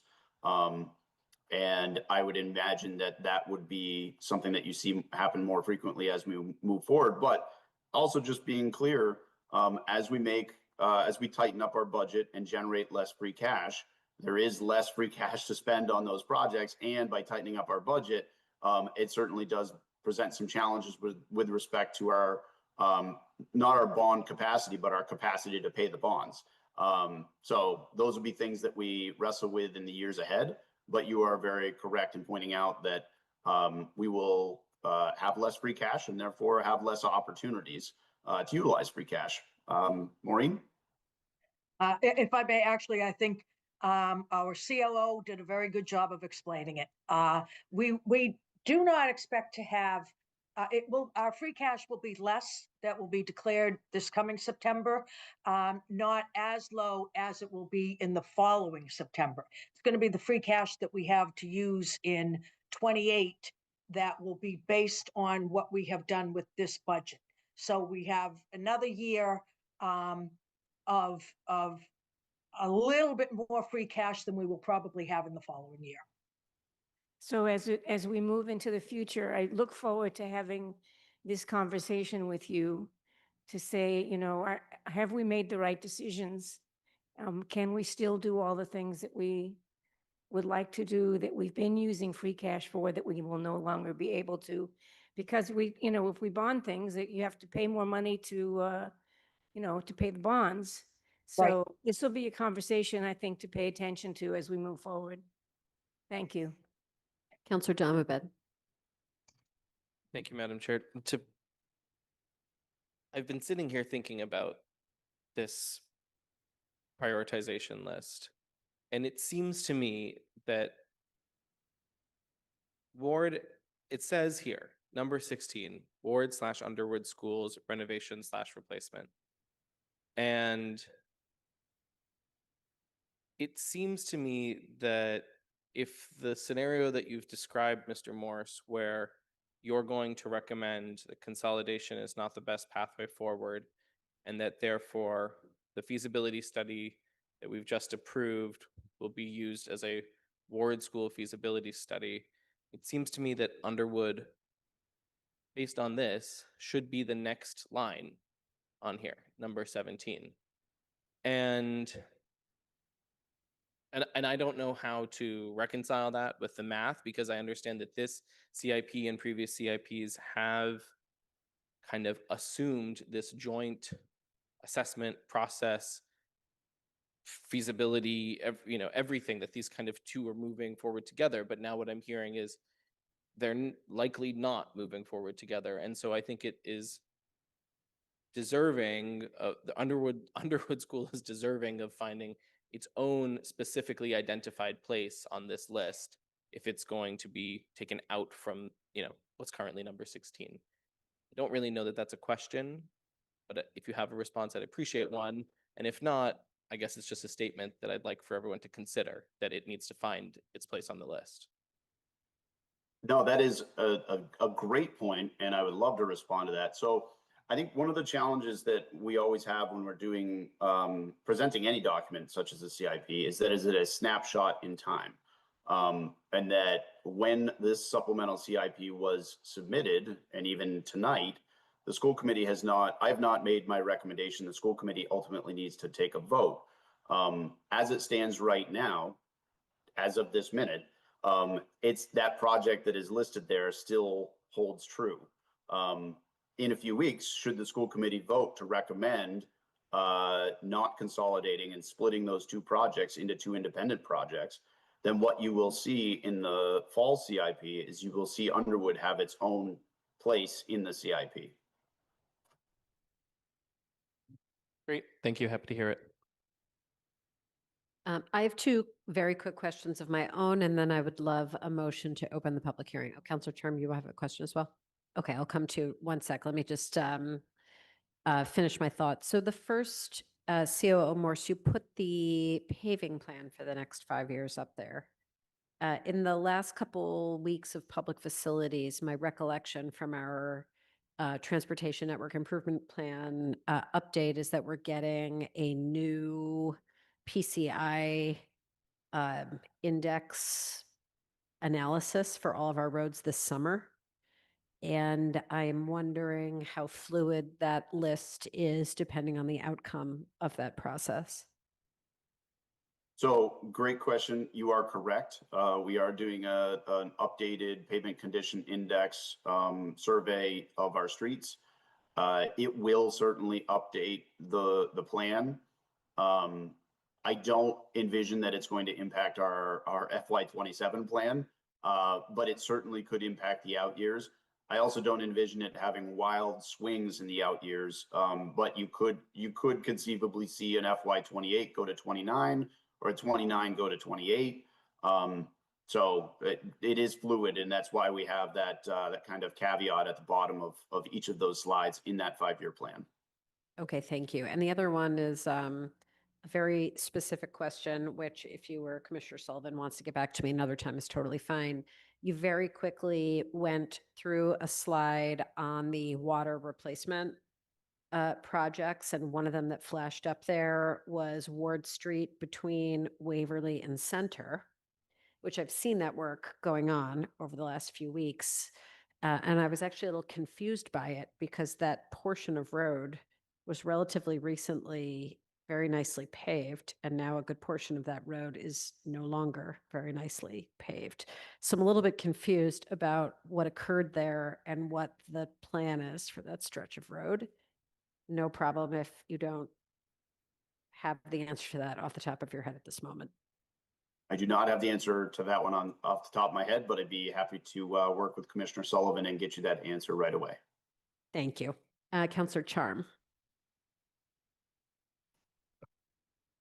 Yes, thank you.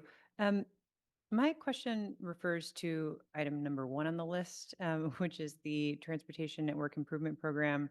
There's descriptions in the CIP about how we prioritize different streets using the very scientific PCI score. There's less description of how we prioritize various sidewalk improvements. And I have recently been hearing from residents who have been saying that they have been requesting sidewalks in the same place over and over again for 20 years. And they've always been told that it's not a priority in the CIP. So I'm hoping that the commissioner or others can elaborate on, like, how do we choose? And particularly, if these are sidewalks that are near elementary schools, it feels like something may be off with our calculus. So I would love to understand a little bit more about that. So I'll give you, I will give you my take on this, but I recognize that I'd like to bring in the voices of DPW on that as well. So I can get you a little more information from them. But this is something that the mayor and I have talked about quite a bit, along with the rest of our team. I think we've done, as a city, a very good job at tackling our streets. Our PCI is up quite a bit. We have a lot more work to do. I mean, I want to be very clear about that. There are still a lot of streets that need love. But I think one area where we can and should do better are our sidewalks. And that is something that we have already begun work on this end to better understand how we prioritize those sidewalks. I will say from a high level standpoint, a lot of it does take into consideration factors that you mentioned, for example, proximity to schools. Is it a school route? Also looking at we did an overall analysis of all of our sidewalks. That inventory was done, I believe, 2 years ago now-ish. So that is something that we factor in based on those field reports. We also look at walking data. There's some good data that comes from Safe Routes to Schools, for example. We also have our village centers. So there's a lot of things that we look at with respect to that. But I do think that sidewalks is certainly an opportunity for us. And this kind of gets into complete streets as well. There's a cost that comes with that, but at the same time, those sidewalks are very important. Thank you. I look forward to having conversations with the commissioner and others on the DPW team to understand this better as well. I think that that's definitely an area where at least having more transparency would be appreciated by the community, particularly if there has been an ongoing cadence of requests to understand why something never moves up. Thank you. Okay, I don't see any other hands for questions right now. Is there a motion to open the public hearing? Motion by President Oliver to open the public hearing. Any discussion on that motion? Seeing none, all those in favor, please say aye. Aye. Any opposed? Any abstentions? I declare the public hearing open. Do we have anyone present who wishes to speak?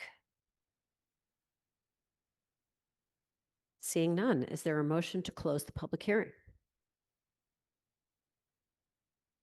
Motion by Councilor Roach to close the public hearing. Any discussion before we vote?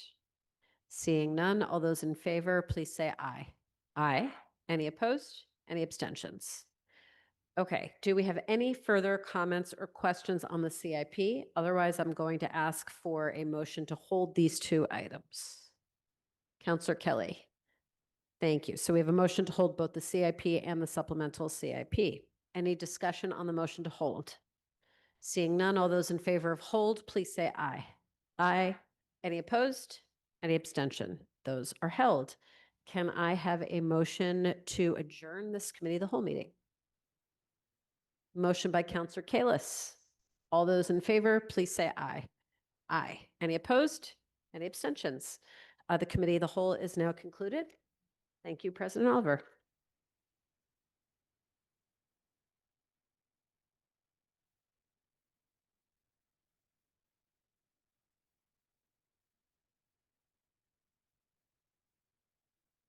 All right, how are we doing out there? Do we need a minute? I mean, not that we have much further to go, but why don't we just take like a quick 2-minute bio break? Right? So we'll just come back in 2 minutes. Thank you.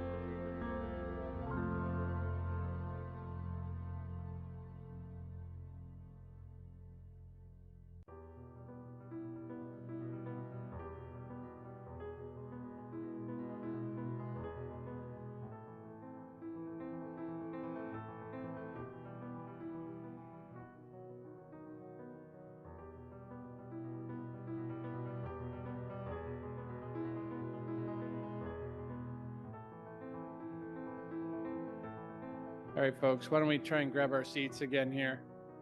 See if we can't push through this. Counselors, no, really.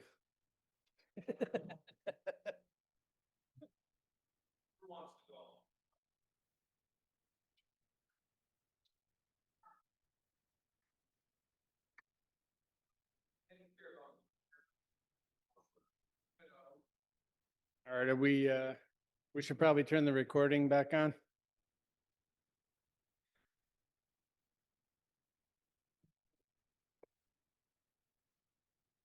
Are we recording, sir? Are we recording? Fantastic. All right, folks, then let's proceed with first call items. We're going to jump right in with land use. Councilor Kelly.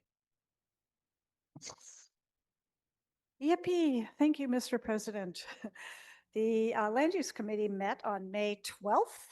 We had a very, very busy agenda, but for our purposes tonight, most of those items were held. However, we did approve item number 164-24, which was a request to allow a combination of retaining walls exceeding 4 feet in height and to amend special permit number 211-21 at 43 Kenwood Ave. Oh, this is all on page 91, sorry, of your reports docket. That was approved 8-0. Next item we approved was number 165-26, a request to further extend non-conforming FAR at 104 Eldridge Street. That was also approved 8-0. And the final one that we approved was 166-26, request to exceed FAR and facade ratio at 19 Saxon Road, also approved unanimously 8-0. Everything else was held. And I would love to announce to schedule some public hearings. Please proceed. Thank you.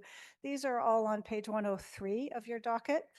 I'd like to assign hearings for May 19th for items 173-26, 174-26, 175-26, 176-26, and surprisingly, 177-26.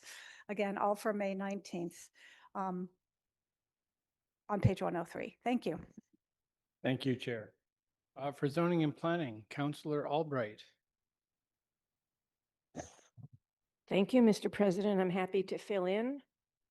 The only item that was approved by the committee at our meeting on May 11th is on page 93. And it was 129-26, His Honor the Mayor, reappointing Marcelo Marino, 66 Cloverdale Road, Newton, as a member of the Economic Development Commission, and that was approved 7-0, and I move the report. Great, thank you. Programs and services. This evening, we're going to have Councilor Maliki. Yes, so the report is on page 93. Committee met on May 6th. We approved item 150-26, appropriation of $325,000 from June 30th, 2025 certified pre-cash for NPS science curriculum. That was approved 6-0. And item 153-26, appropriation of $500,000 from certified free cash for full-day kindergarten aides, and that's to cover the period of FY26. That was approved 6-0. All set, thank you. For PS&T, Councilor Lucas. Thank you, President Oliver. The report begins on page 94. The Public Safety and Transportation Committee met on May 7th. We had 2 items. First one is 148-26. His Honor the Mayor requesting authorization to appropriate and expend $75,000 from June 30th, 2025 certified free cash for the purchase of 1 new set of battery operated hydraulic rescue tools, also known as the Jaws of Life. That was approved 6-0. And then the other item is 149-26, His Honor the Mayor requesting authorization to spend $1 million from June 30th, 2025, certified free cash for an SCBA harness, and that was approved 6-0. And that concludes the report. Thank you, sir. For Public Facilities, Councilor or Vice President Kalis. Thank you, Mr. President. The Public Facilities Committee met on May 6th, 26. We had many items. Item 123-26, request for relocation of drain easement in Rose Street was held. Item 136-26, authorization to appropriate and expend $1,250,000 from June 30th, 2025, certified free cash for Newton South High School feasibility design phase. That was approved as amended. 137-26, authorization to appropriate and expend $1,250,000 from June 30th, 2025, certified free cash for police facility feasibility design phase. That was approved 8-0. 138-26, authorization to appropriate and expend $1,250,000 from June 30th, 2025, certified free cash for elementary school feasibility design phase was approved 8-0. 140-26, authorization to accept a grant of $52,000 from the Massachusetts Department of Environmental Protection Sustainability Materials Recovery Program was approved 8-0. Item 141-26, authorization to appropriate and expend $63,573.42 from June 30th, 2025, certified free cash for Underwood security cameras. That was approved 8-0. 145-26, appointment of Emily Prenner to the Design Review Committee was approved 8-0.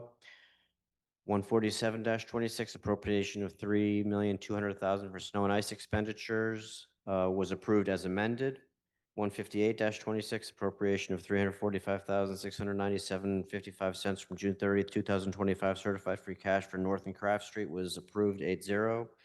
And 159-26, repurposing of $833,948.85 for Burr School roof was approved as amended. 160-26, repurpose of $500,000 for multiple small projects at NPS was approved 8-0. 161-26, appropriation of $142,370 from Energy Stabilization Fund for LED projects at Day Middle School was approved 8-0, and that concludes the report. Thank you, sir. You guys been busy. For Finance, Councilor Grossman. Thank you, Mr. President. The report begins on page 97, and the committee met on May 11th.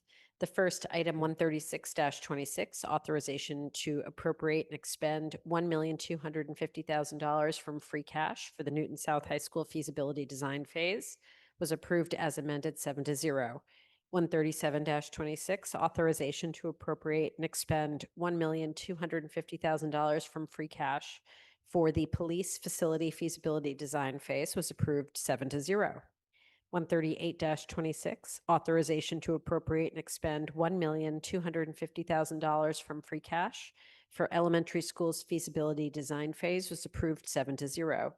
Item 140-26, authorization to accept a grant of $52,000 from the Massachusetts Department of Environment Protection Sustainable Materials Recovery Program was approved 6-0.